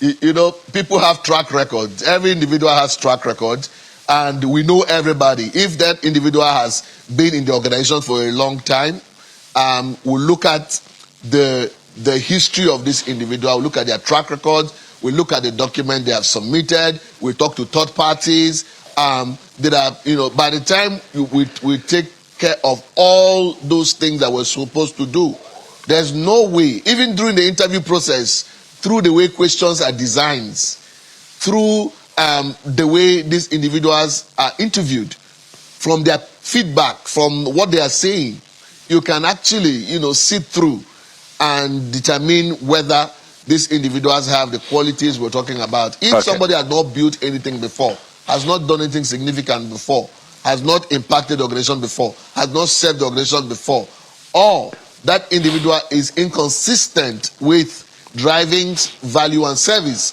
how do you give this individual the opportunity to lead? So that is why it's important. I want to know, if I want to recruit a leader, I want to know, first thing first, how many books, for instance, on leadership have you read for the past 5 years?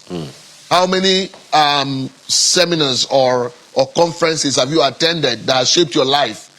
And the quality of those things that you have added in your life can be a plus. That's why a person that you have met for the last 5 years, if you meet the person after 5 years and the person has not grown in the quality of his mind, in the leadership language, he opens his mouth, his content is still, you know, shallow, then you know the person has not grown. So anybody who is not willing to learn cannot lead. So I guess leadership is about reinvention. Yeah. Leadership is about learning. Leadership is about growth. And anybody who is not willing to say I know nothing cannot lead.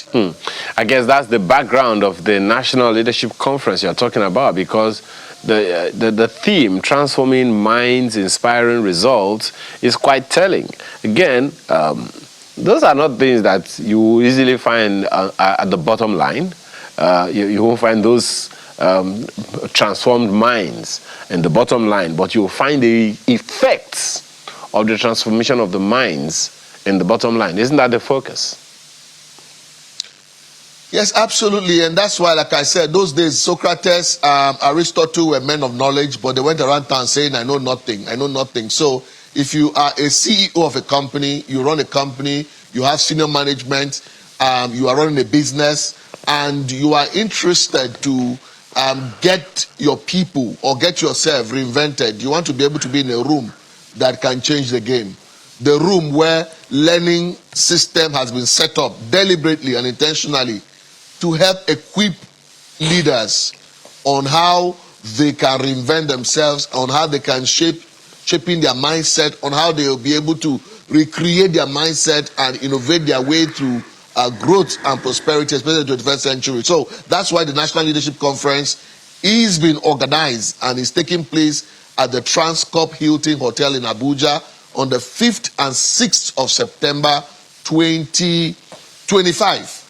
The core reason is the fact that we are bringing some of the best minds from around the world and bringing people like Corey Block, who is trending now in executive leadership, to Nigeria. I mean, paying thousands of dollars for him to come in here and inspire people for results. You have people like Golani. You have people like Professor Patrick Lumumba of Kenya, who is going to interrogate certain leadership practices in organizational development.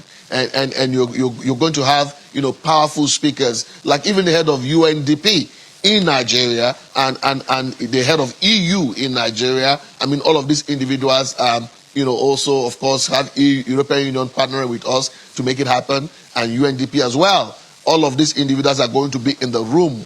Over 30 speakers in panels, in different sessions, closed door sessions. It's going to be a session of interrogating what you really know about leadership and how what you know about leadership can actually help you grow your brand, grow your leadership, competencies, and help your organization to make more profit. And if it is government institutions, that are participating, senior leaders participating, would help those institutions to reinvent themselves, reinvent their teams, and position the organizations to perform the mandate of the agency, the mandate of the ministry, as the case may be. So it is a life transforming moment. If you're a real estate owner, you own a hotel, you own a hospital, you own whatever business, you're a professional, you're a lawyer, or you are seeking to be promoted in your office.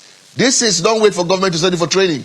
This is an opportunity for you to lock yourself in that room and say, you know what, I know nothing. I want to network with all those who are hungry for knowledge, all those who have come from far and near to sit in the room and learn to be different. This is a kind of program, if it is running in America today, we will travel to America, pay a lot of, our bills, pay business class ticket, and a lot of thousands of dollars to go and take a course that we should have taken in Nigeria in the first place. So that saves us a lot of money. With 500,000 naira for an ordinary ticket and 1 million for a VVIP ticket, you can have access to this room. You can register and participate with the top members of your team, and at the end of the day, you will see the difference, because strategic thinking will be thought in the room like never before. Mind leadership will be thought in the room like never before. Innovation in the 21st century must be thought like never before. It is a room that nobody that is hungry for knowledge will like to miss. Whether you are a vice chancellor for a university or you're head of a technical institution in Nigeria, it doesn't matter. This is a place where you can get your principal officers to come in and learn like never before. The best thing that will happen to this country this year. Well, I see that you have a website. That's nlc.africa. That is the website. Is that correct? Yes, nlc.africa. And then, those who would like to participate, on the screen there, I'm setting that the number is on the screen where you can send your a text message and say, my name is this. This is my name. I want to send members of my team to participate. Send us a text only, a WhatsApp or a text only. The number you can send that is very clear. It is 08157919770. The number again is 08157919770. Or you visit the website nlc.africa and just, connect to what is happening at the leadership, conference. You need to register your team from all over Nigeria, anywhere you are in the world. And those of you who want to participate virtually, anywhere in the world, you can also participate virtually and connect with us virtually. The numbers are on the screen. Please, don't miss the numbers. They are on the screen, so that you give yourself an opportunity to advance your leadership capital. The number again, for the last time, is 08157919770. And we only would accept text messages, WhatsApp messages, and you say, my name is this is what I do for a living, or this is what my company does. We would like to nominate 5 members of our team, 10 members of our team. We would like, or I want to participate as a head of my family, or I want to nominate my wife to participate in this, or I run a family business. I want my sons or my daughters to participate. This is the type of thing that we're looking at that can change the pace, the way you run your life, the way you run your business, and the way you run your organization. It is transforming. You can't miss it completely. And there's another element that is going to be very interesting. I mean, the other side of President Olusegun Obasanjo, the entrepreneurial leadership side of President Olusegun Obasanjo, he will be having a fire chat with leaders where they will ask him questions on ideas, how ideas thrive, and how ideas can be converted from ideas to business enterprise and to making the big difference. You cannot just miss it. Okay. Now, one other question that comes to mind here, Mr. Okore, is this theme and this conference, how does it relate to Nigeria's current economic realities? It will interest you to know that in very challenging times across the world, go check it out, history has proven that it's been in tough times and very challenging times that leaders have emerged. Leaders in difficult times, they have locked themselves in a room, and their sense of thinking is alive. And then in the process of thinking, because of the toughness of the environment, they have been able to create ideas, generate ideas that they have incubated over a period of time, and those ideas stay through. And at the end of the day, guess what happens? They generate value in the marketplace. They generate a product in the marketplace. They generate a service in the marketplace. So tough time never lasts, but tough people do. And that is why this conference is needed in times like this to help inspire, motivate, reinvent leaders who are facing challenges to be able to come out of those challenging moments and bring hope and value to the country like never before, because leaders are dealers in hope. Go and look at countries like Singapore.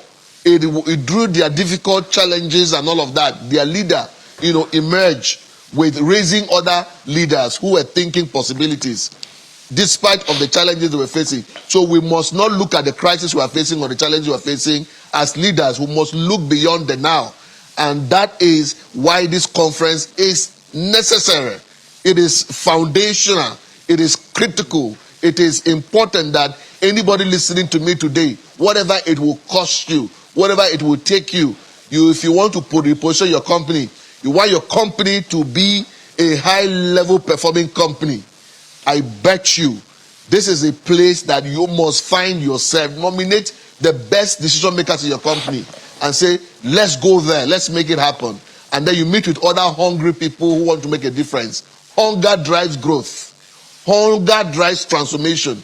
When the room is filled with people who are hungry to make a difference, people who are hungry to transform their lives, people who are hungry to change their business levels, people who are hungry to take their businesses to the next level, the first thing they do first is not invest more money in the business. The best thing they do is invest money in their mindset transformation, invest money in their strategic thinking, invest money in their leadership capital development, invest money in the quality of thoughts that they produce, invest money in the quality of rooms they find themselves in.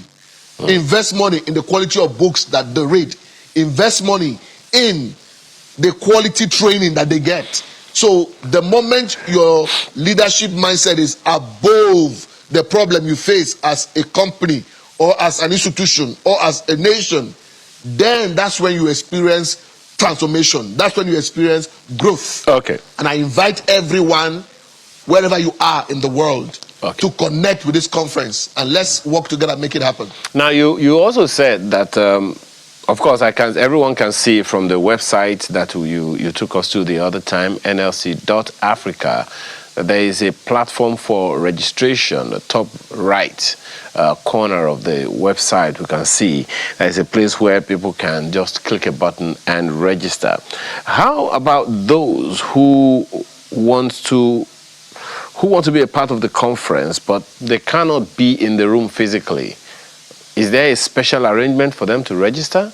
Of course, this is the registration platform that we spoke about earlier. Those who cannot be in the room, there's a virtual platform, that is available. We're going to provide a virtual learning system. So anywhere you are in the world, you can be part of the conference, and you can see that the virtual fee is as little as 100,000 naira. You can participate virtually anywhere that you are in the world. Just click and participate. So everything will be provided so that nobody is missing in this power-packed experience. Well, just to be clear again, you said that you want to repeat that WhatsApp message, that WhatsApp number that people can send messages to?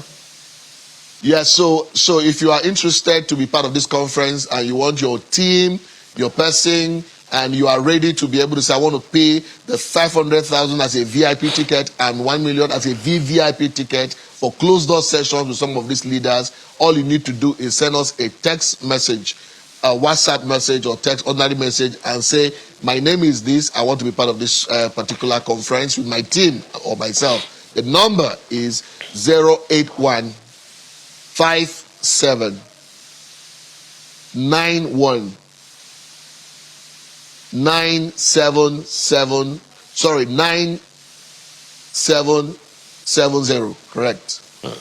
So I repeat the number again, 081 57 91 9770. We have to thank you. With them, send us a message, and then, of course, you participate. We have to thank you very much this morning, Mr. Okorie, for this conversation that we have heard. The take-home that I will want to emphasize is that there are some things that cannot be legislated. There are some things you will not find on paper. And even you spoke to getting track records and recommendation letters and all that. If you have someone that you just want to get rid of the person, just give the person a recommendation letter. Just get out of my sight first. Go let somebody else deal with your problem. But it's only when they don't get into this organization that they will know what's up. But we thank you so much for your time this morning. Linus Okorie is the founder, Guardians of the Nation International. We appreciate your time and wish you all the best with this National Leadership Conference. Thank you very much. Now, when we return, there was something that I mentioned earlier about fitness habits and lifestyle diseases. Did you know that there was such a thing as lifestyle diseases? Let's talk about that when we return.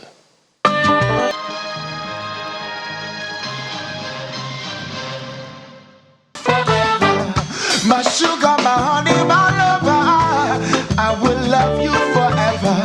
My baby, my lover, and my best friend, I will love you forever. I place no woman above you, I will love you forever. I promise to always love you, baby, I will love you forever. The only way you can really last in that relationship is if you have it all together in terms of your lifestyle and how you sustain it, how you maintain it, so you don't stray. Okay. Now, so our conversation this morning on lifestyle is about fitness habits and lifestyle diseases. It was a bit of a shock, to discover that there is such a thing as lifestyle diseases. And it brings it home to a number of people when you talk about lifestyle diseases. In other words, there are some things you will do that you're doing that are already putting your lifestyle in jeopardy. And there are lifestyle habits you can cultivate and sustain to help you deal with them, either put them at bay, manage them, and all of that. Well, all of that is the conversation we're having this morning with Mr. Joel Uzamere, who is the CEO of IREP, that's Institute of Registered Exercise Professionals. Thanks for joining us this morning again. Thank you. It's always my pleasure to be here. In a minute. Yeah, minute and a half though. First of all, where did this whole idea of lifestyle disease come from? All of you just popped the question in my head. It was like an uppercut. Yeah, it is. I mean, I literally had a whole conference at Oriental Hotel this year on lifestyle disease. Oh wow. Yeah. So it's a major pandemic that is causing. That's serious? Yeah, it is the biggest killing machine. I mean, you know, when you have illnesses that are self-inflicted, it's worse. Because what people are doing is they are drinking, eating, and living however they please. You can imagine in a world where you have something to take you around, a car or a bike, or some way of taking you around. You don't longer walk to work, you walk from home, right? So you're not moving, you're not eating right, you're not even sleeping right? Because there's so much series and movie and entertainment to catch up with, right? And so we have this major sickness or pandemic, let me use that word so that we see the seriousness, because people are not living and making proper lifestyle decisions. Okay, and some of the most popular diseases that come from what we call either non-communicable diseases or lifestyle diseases, as you put it, are popular diseases like hypertension, type 2 diabetes, obesity itself. You can have all these lifestyle diseases are things that are preventable, right? And you know that that's the major difference between type 1 and type 2 diabetes, is that one is, it's something that you can't do anything about. Maybe you were born and your body does not produce insulin. But most people, when they were born, their body was producing insulin, and that insulin was helping with the absorption of sugar into their cells. But because of how much they've eaten so much sugar and how they don't move at all, they now have that illness. Now, what is terrible is that they do nothing about it. They can be diagnosed with these things. Some don't even know that they have those conditions, and then they just slump. Maybe at work, they just slump and they are gone. Or they now have, they've so let it be part of their life that it's no longer something that can be reversed. It's now something they have to live with all the rest of their life. And so quality of life drops. There's money, but there's no quality of life. And it's a real issue. It's a real issue. How bad are the numbers? I didn't come prepared with numbers, but let me just, if I remember the conference and what I spoke on, we are talking billions of US dollars, right? We're talking millions of people with this lifestyle. I'll give you a bit of an example. So when we started talking to hospitals, right, some years back, and we said, if you have anyone with arthritis, osteoporosis, those lifestyle diseases that fitness can fight, refer them to us. We couldn't do more than 2 hospitals. Why? Because the numbers are huge. They're huge. Because so many people are actually in the hospital simply because they've refused to live right. Now, when we say living, there are essentially 4 things you want to think about. 3 to make it simple. The 4th one I'll leave aside. You are thinking about what you eat. What are you putting in your mouth? What exactly am I eating? When I'm about to eat this meal, what is in this meal?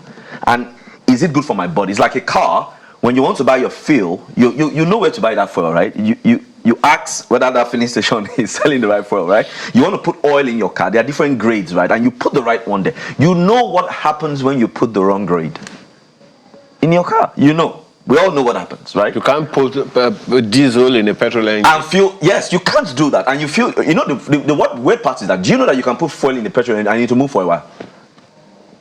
Oh, only because there's still petrol in the... So the engine will simply struggle till it breaks down. So that's what we are doing. And when you tell people, they're like, "I leave me Joe with my food." You know what I mean? That's something we kill a man. That's what they tell you. That's food is number one. Number two is movement.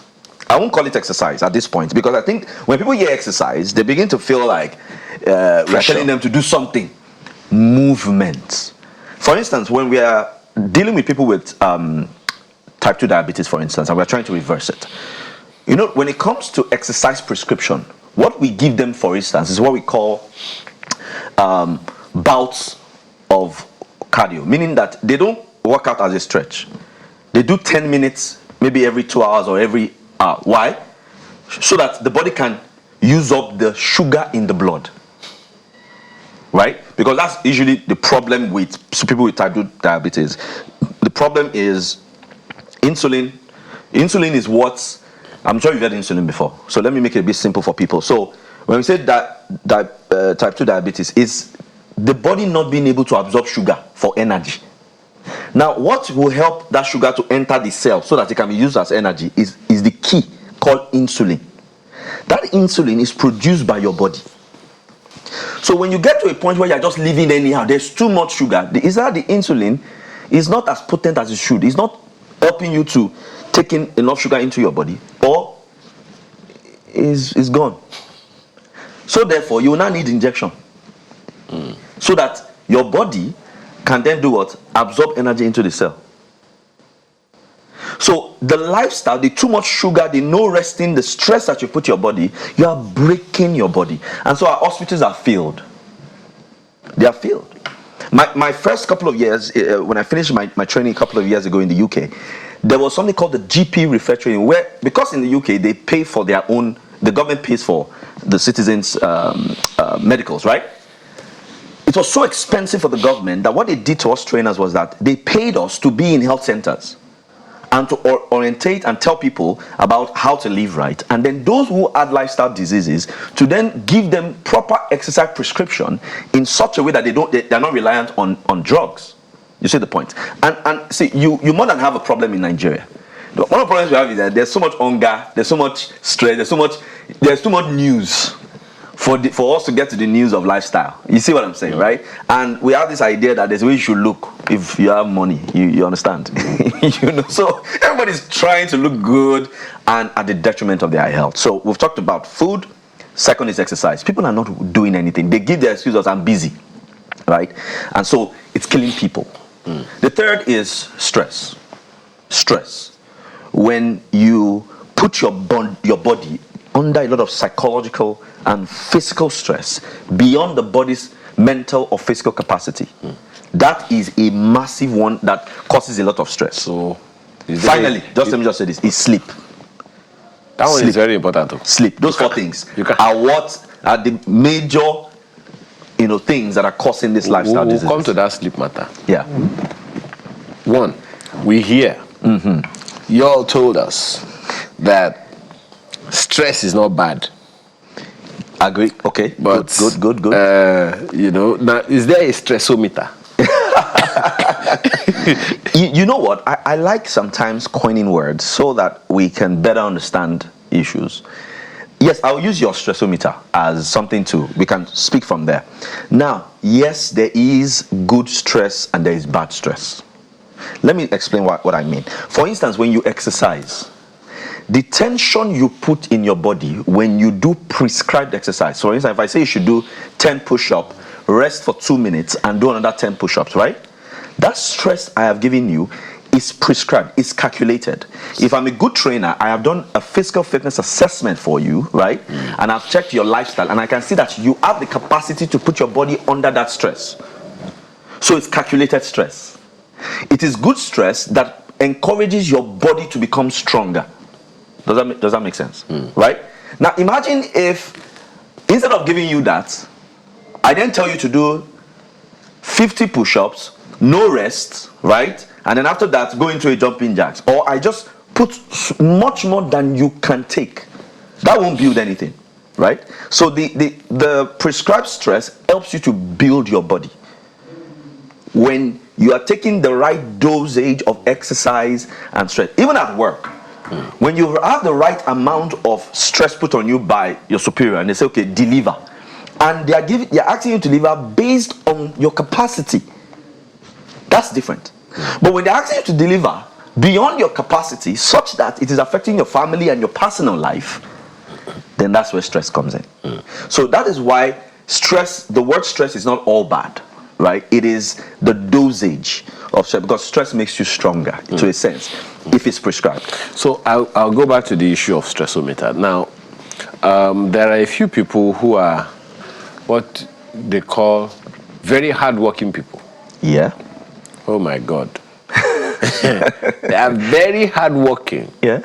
They are saying that even Dangote works hard. Yes. Tony Elumelu works hard. Yes, they do. Who else? There are plenty of them. Yeah. Femi Otedola, they work very hard. Fantastic. To get to where they are. Yeah.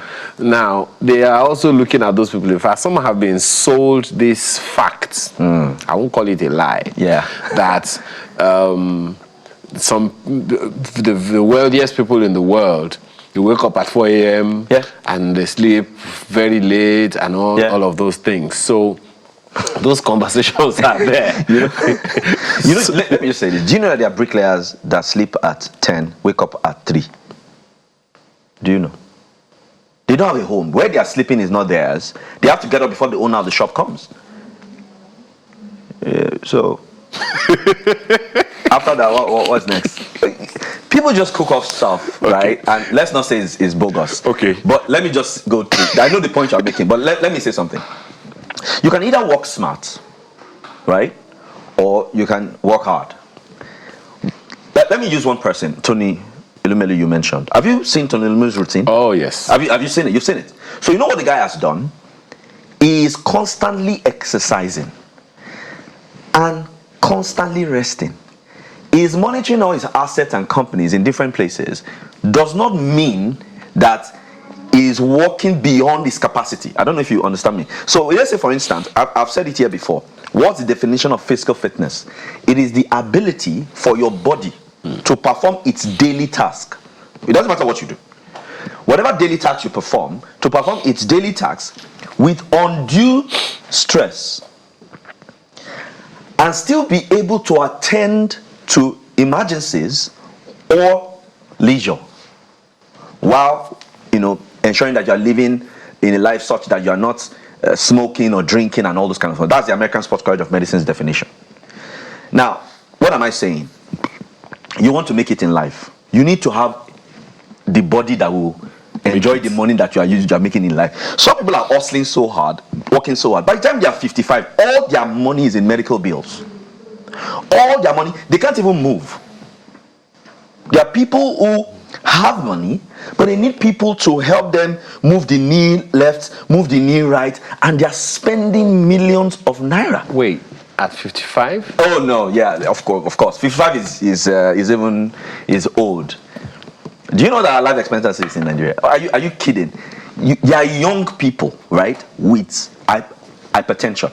By the way, I was talking to someone and I discovered that most people don't know that high blood pressure and hypertension is the same thing.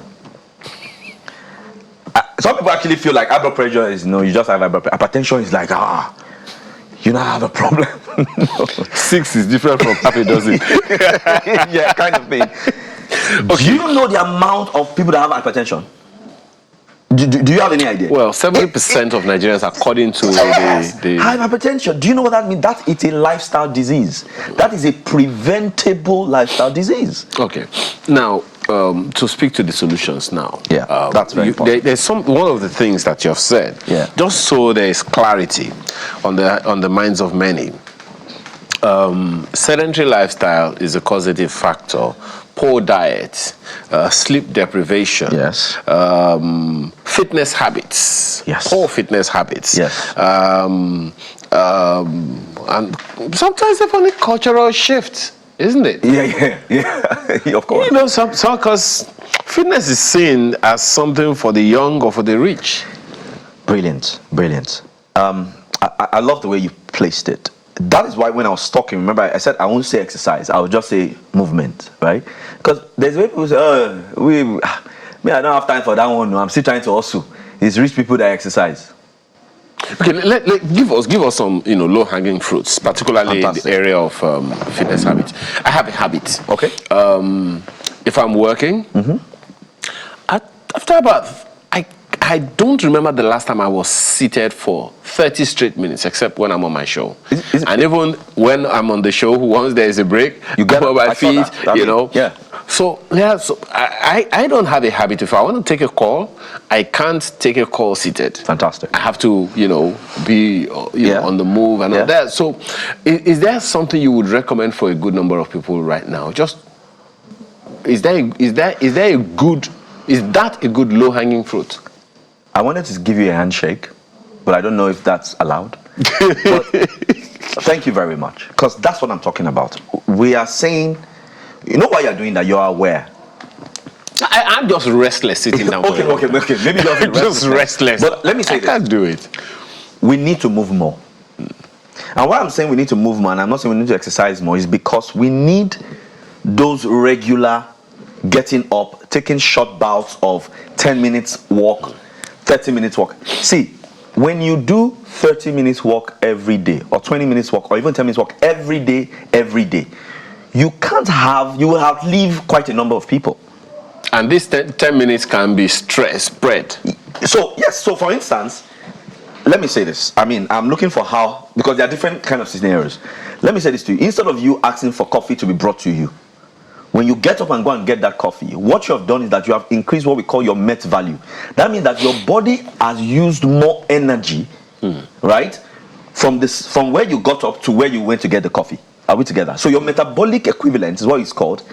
Increase is the minute you stand, and then increase again when you walk. You see this? So now we're not going to talk about your joints and your muscles. Of course, you know that you move your joints when you move around, right?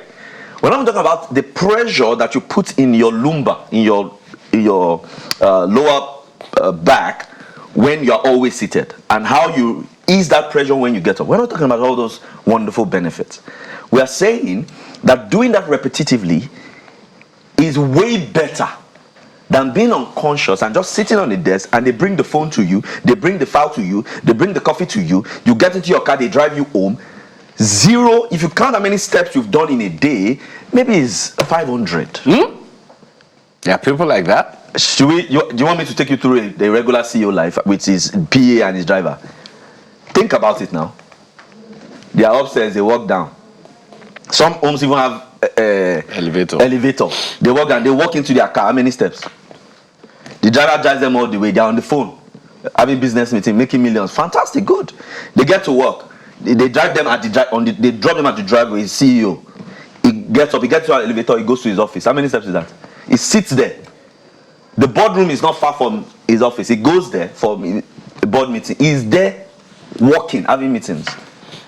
How many steps is that? It's a very important personality you're talking about, a VIP. That's a VVIP. Then he's going home. Guess who's driving?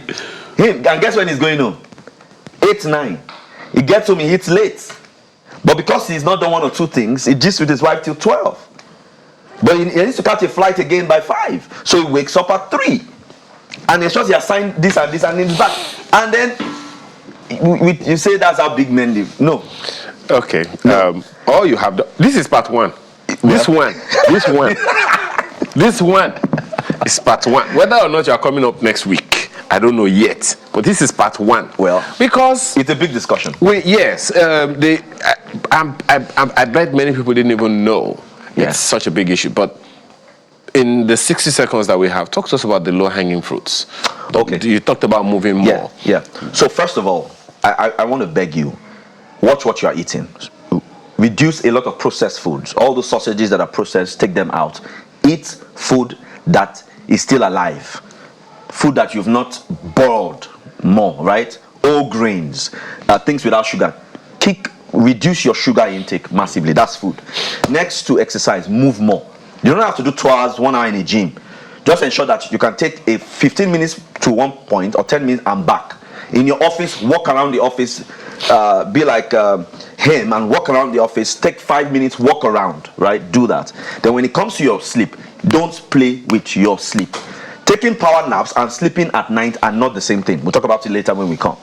Take that sleep that you need in the night. Watch your blood pressure. Then lastly, do checkups. With checkups, we can mitigate against most of these lifestyle diseases, because if you catch some of these things early with exercise and proper lifestyle, you can actually reverse those lifestyles. So those are the things I would leave for us. Well, it perhaps also speaks to the kind of job. For instance, if you're a comedian, you're always working. Yeah. That one, as opposed to... It depends on how many gigs you have, sharp, but don't worry, we'll talk about How many what? How many jobs or gigs you have in a week? Because when you say gig, it's like data. But anyway, thank you so much for your time this morning. Thank you. Thank you for having me. Joel Zabere is Chief Executive Officer, Institute of Registered Exercise Professionals, IREP. We appreciate your time. All you have done today is just give us more trouble, but some other time we'll talk about it. Thanks for having me. So when we return, we'll ask our guest if he's fitness aware or if he has a healthy lifestyle to avoid those issues that this man has come to pulverize us with this morning. That's our home stretch where we return. The cycling device, I was cycling my own jejely. Sharon left squatting and came to the cycling machine beside me. When she got there, you know, there are some people, you get some kind of set we have. You don't climb, you mount. Sharon set Aida bicycle potential. As she set Aida bicycle cassette, it occurred to me, this girl is cooking something. He's cooking. And I won't allow you to break my virginity record.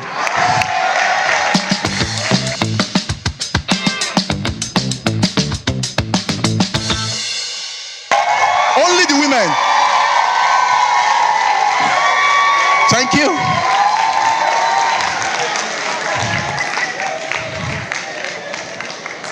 Because of a truth, the issues confronting men, they don't usually gain public acceptance.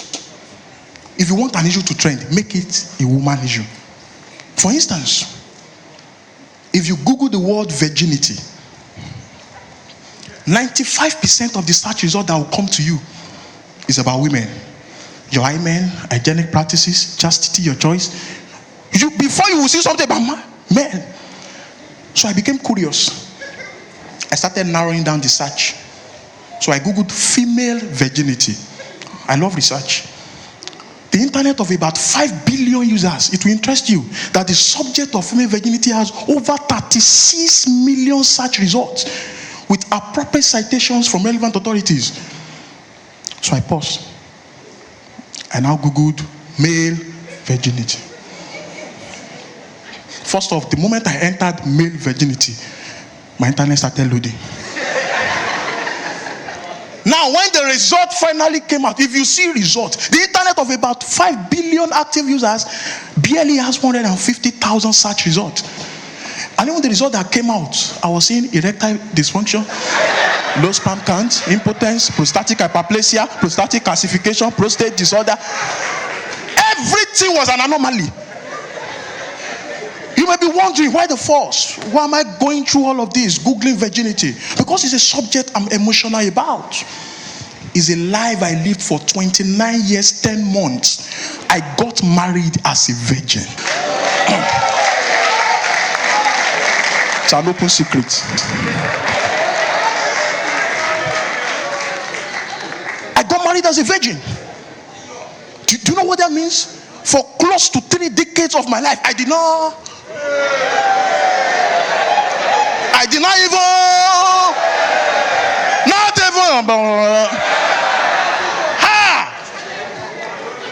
you don't know how serious that thing is. Do you know what it means for a full-grown man in the entertainment industry that travels around the world?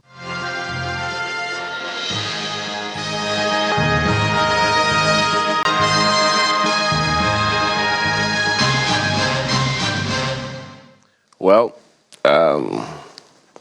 no point for guessing who my artist of the week is. And I wish I interviewed him before he got married. Welcome, Asiri. I wish I interviewed you before you got married. I'm wondering how interesting that conversation would have been. No. It was a conversation I avoided. So I could, Really? Why? because it's not easy now for a full grown man to be walking around with full tank. So it's not. So people, you will just be banter material. So I had to. It was. I didn't let it out till I got married. So It reminds me of one lady I met, years ago. Said, and the Bible says, "All things are passed away." Now that was the virginity I lost is passed away. Once I became born again, I'm now a virgin. yes. So I say, spiritually. thanks for joining us again. You're welcome. You were conspicuously unavailable last week, perhaps because you were out of town. Yes. What happened? So you want me to explain myself on live TV? Okay, I don't used to lie now. I will tell the truth. But I know that you've been taking, trips out all over, Yes. in different parts of the world. I had a show. I had a gig. So I saw that when that man said gig, you didn't understand. I know you're old school. Yeah. No, I know gig. Gig meaning, but you. There is. I just needed clarity. I'm a journalist. That is terabyte. Yes. Because you and Arole, that's what you people used to do. Yeah, gigabyte. So I had a gig in Washington D.C. and Maryland. So I was in a different time. Ikeja. Oh, sorry, Maryland. Yes. So I was supposed to join. I would not lie. We just finished lifestyle session. When I finished my show, it was 4 a.m. US time. I said I could hold on till 6 a.m. because it was supposed to be 6 a.m. US time, 11 a.m. So I was saying I will hold on so that I can join the interview. I saw that I woke up to 10. So I apologize. You didn't sleep. You just sat down there and just waiting for time to pass. The nature betrayed me.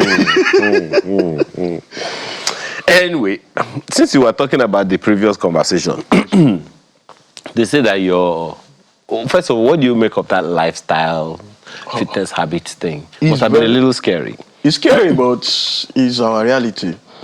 So like what you said, like what works for me, and you mentioned it already. So I input movement to every bit of my life. So when I'm on a long call, I'm not on a spot.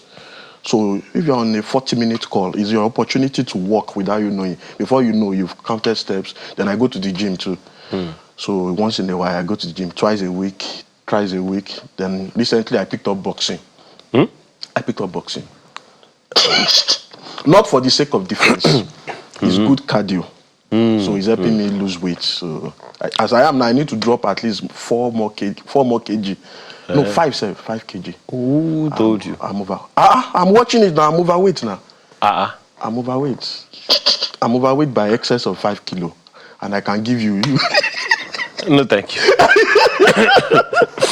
How's it been, really? It's been a while since you were here. Yeah, I've been busy. You used to ask us what are we working on. So I've had projects. I've been touring. I've been on tour, doing shows in the US, in Europe, and then planning for the big one in a hotel next month. I don't need the opinion. Tell me about the rebranding. It seems that you did some kind of rebranding for Asiri. Well, if you call it rebranding, I was just evolving, so people counted it as rebranding. I just got to a point where I listened to the people, so I tweaked my style and my message to the demands of times. So it's not a deliberate thing. It's just me switching to what the market is saying. And how has that been? Yeah, it worked. It's been great, challenging. Every time you need to become something else, you have to now bring in new discipline. You understand? So now I do more of. I appeal more to corporate elitists. Yes, I've been doing that before, but now it's more deliberate. Then I have my inspirational side. So everything, but for once, I've gotten to a point where all my skills, they found a common point. So before, it's always Is he doing comedy? Is he inspiring us? But now, even when I'm doing comedy, the inspiration is there. When I'm doing inspiration, the comedy is there. I've been able to sync all that parts, and so I think that's my greatest win in recent times. Oh, that's interesting. The industry is growing, expanding, evolving. Yes, sir. Itself. Is there any cause for concern? Because when the Nigerian music space was not as big as it is now, there wasn't as much concern as we have now, because it would seem like the higher you grow, the higher the devils. Yes. So now with the industry growing, at least your sector of the industry, the entertainment industry, your comedy sector, as it is growing, what are the concerns you would have as an industry stakeholder? Yeah, my major concerns has always been around originality and understanding that you are a voice. So more than just being, you are not a jester, you are not a clown. Whatever it is you're doing, there must be an underlying message. So that's always my major concern. That's why most people that have been through me, so most people that have been through my immorality academy, because we have so that's always been what's your message? In the funniness, what's the message? What are you addressing social issues? Are you addressing societal issues? Because naturally, people give their ears to a message that is funny. So you have a leverage most people don't have. So why deploying that weapon of yours? Make sure that a message. So that's always my concern. So it's more than you just being funny. You have to give yourself to research. You have to really, really present yourself well. You are not clowning. That's my major issue. Now, you talked about originality. How, and I know that is an issue. Yes, sir. A number of people have come here. I think it was Larry J that was talking about some of your colleagues, some of them maybe even senior colleagues, I should say, would go at the backstage and they are boxing each other and all those things. I want to confirm, first of all, is that true? Does that really happen? Some even do it in a more strategic way. Like you are seated now. I sat down in the show and the comedian went on. I was like, Asiri used to say this thing. First one, like Asiri would rightly say, you are respecting me and you are stealing my car. Like Asiri rightly said, I remember one thing that Asiri said one time, third one. So when they finally called me on stage, I just said, later I get me, I have performed though. But I was able to maneuver it was a challenge for me then because but when I tweaked my jokes, so the kind of jokes I crack now, you can't steal it. There's no way, because I weave them around my life. I weave them around what is going on. I weave them around my stories. So you have to have my experience, because the moment you are stealing, it won't even be sweet in your mouth. You need to anyway. So, but in the beginning, the early years, people drop. So I realized that when you integrate your experiences into your materials and you add your personality, when your personality reveals in your material, it's always very difficult for people to stay there. Yes, we're going to expound on that a bit. And I'll use this story I heard from Pastor Adeboye. I think it was at the 70th or so of Bishop Oyedepo. And he was like, that he came here. He's been following the message. Of course, it was a week-long celebration that, this has happened on Monday, Tuesday, Wednesday, Thursday, and then he was the last person to speak. And that even on that Sunday morning, there's nothing for him to say again because this person has said this, that person, that. Even Isaac Oyedepo, Pastor Isaac Oyedepo, he chose the exact scripture that he wanted to use. I think I remember. And then I said, this boy has stolen my sermon. So, in that kind of case, of course, he still had a thing or two to say, and even his perspective was much simpler, much bite-sized, and all of that. But speak to how your industry should be dealing with that from an industry perspective, at an industry level. Do you see a chance? Yes. Do you see? I apologize. Do you see a kind of regulation around that? You can't register your jokes, can you? You can if you want to. I think you could patent. You could. I think there's a way, but Oh, okay. how many people? How much are you? And how many people will go through that stress, or how many materials you even want to patent? So that's why I said the trick is in your personality.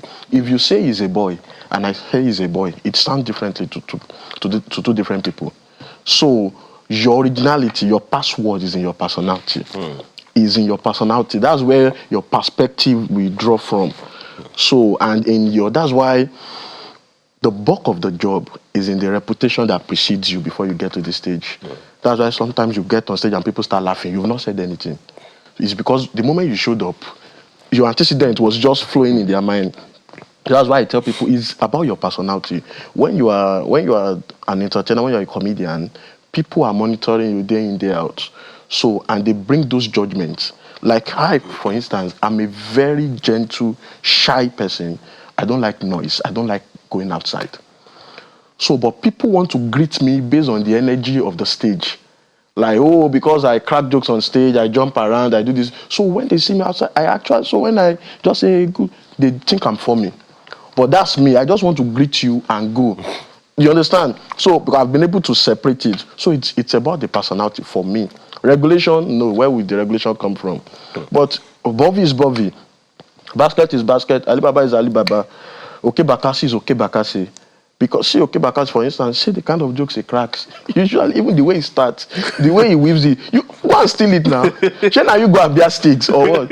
So that's one thing I've learned. So how do you think some of your colleagues can also evolve that personality? I saw a skit. Was it a skit? Well, it was an interview that was conducted with Bob Rowan Atkins. Mr. Bean. Mr. Bean. Yeah. The interviewer just told him, it's like anytime you pronounce anything, it's just funny. So everyone can use the word Bob, but when you sound the name Bob, it sounds funny. So, yeah, Bob. And they just gave him one or two scenarios. So how do you create that persona that is quote and unquote unstealable, patented to you, so to speak? Usually, I think it comes with the years. It comes with years. It's like fine wine. The older it is, the better it's. Personality is not really something you go to school to learn. So I think after consistent exposure to the crafts, it begins to sink. I don't really think, I might be wrong, it's something you could structurally learn. I think it's something that the maturity, everything just start coming together over the years. So that's why you can't compare someone that has done 10 years, 15 years, 20 years. I watched one of Alibaba's performance recently in Canada, and you could see that all the jokes he cracked for 40 minutes, it was a chronicle of his life at some point. You could know that, okay, this is what this man would naturally gist you with, and it was funny. So you would have to have that kind of experience for you to have that kind of performance. So I think it comes with and then there are different styles also. Some people do slapstick. Some people go on stage, they give you one-liners. So there are different styles of comedy. Some people come on stage is energy. Some people it's eccentricity. So whichever one you choose, just grow in it. It's for our audience to see different vibes. So that's why 10 different comedians will come up and they will enjoy them differently. That's the beauty. Very interesting. Now, I've been seeing your Asiri. I don't need your opinion. By the way, I think that the team of that event want to put me in problem.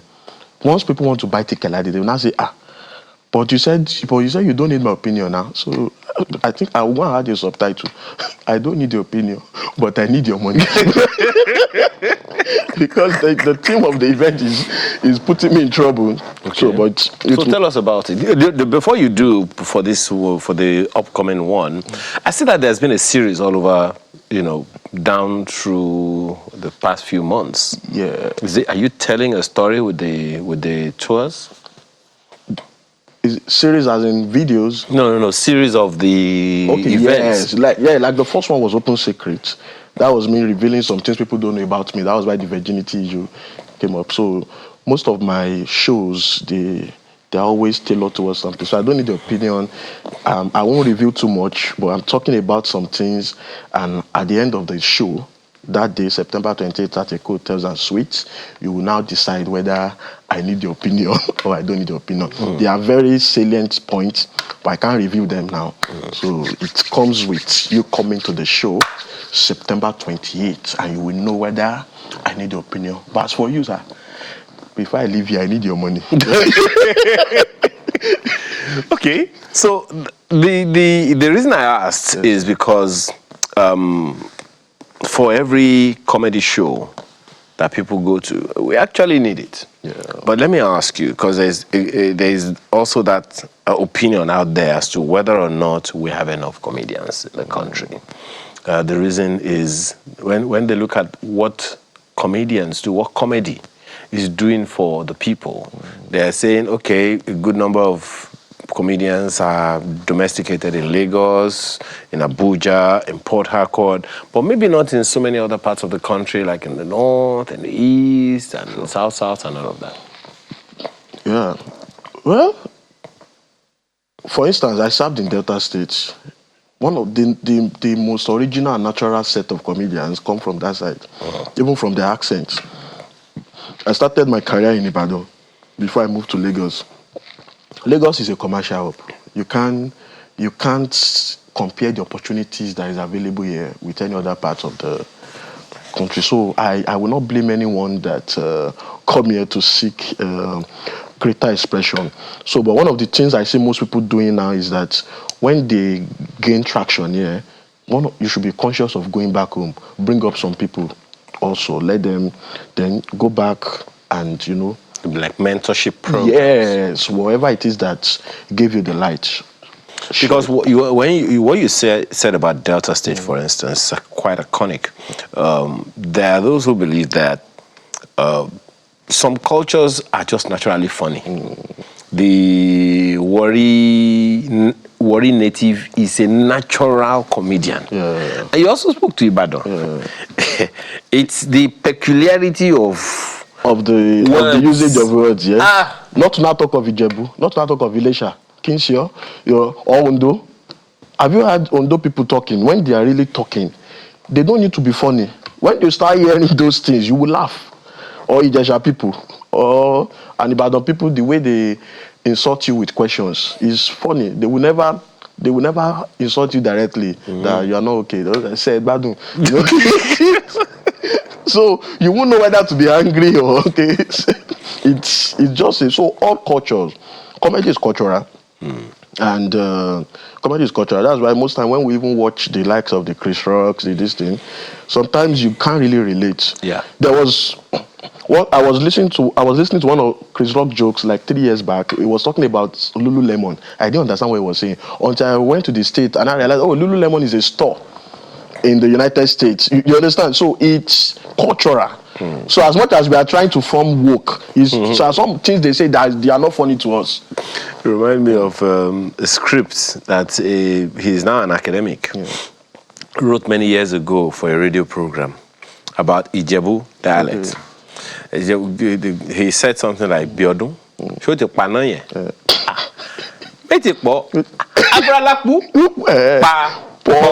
I was blown away and I've not forgotten it. Which can easily translate to pa is present tense, po is past tense, and pu is past participle. Exactly.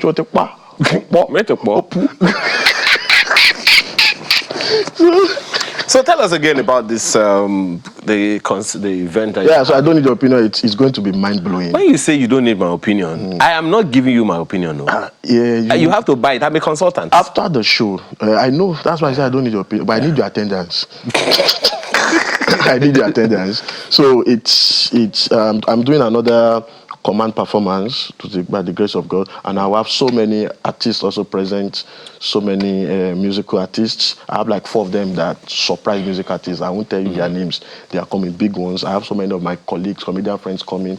I also will be performing, and I also will be unveiling my new book that day, my 6th published work that day, and so it's going to be a power-packed event. I know you will be there, so I don't need your opinion. September 28th, you have to be there. Go to all my social media. You will see details about the event there. Well, at this juncture, like they will say, most people say at this junction. Thank you so much for your time this morning. Asiri comedy, Damilare Oluwasegun. Asiri comedian, author, and speaker, founder of Humorality Club. No, it's not immorality, it's humorality. Thank you, sir. Thank you again for your time, and we wish you all the best all the time. Sir. Thank you, sir.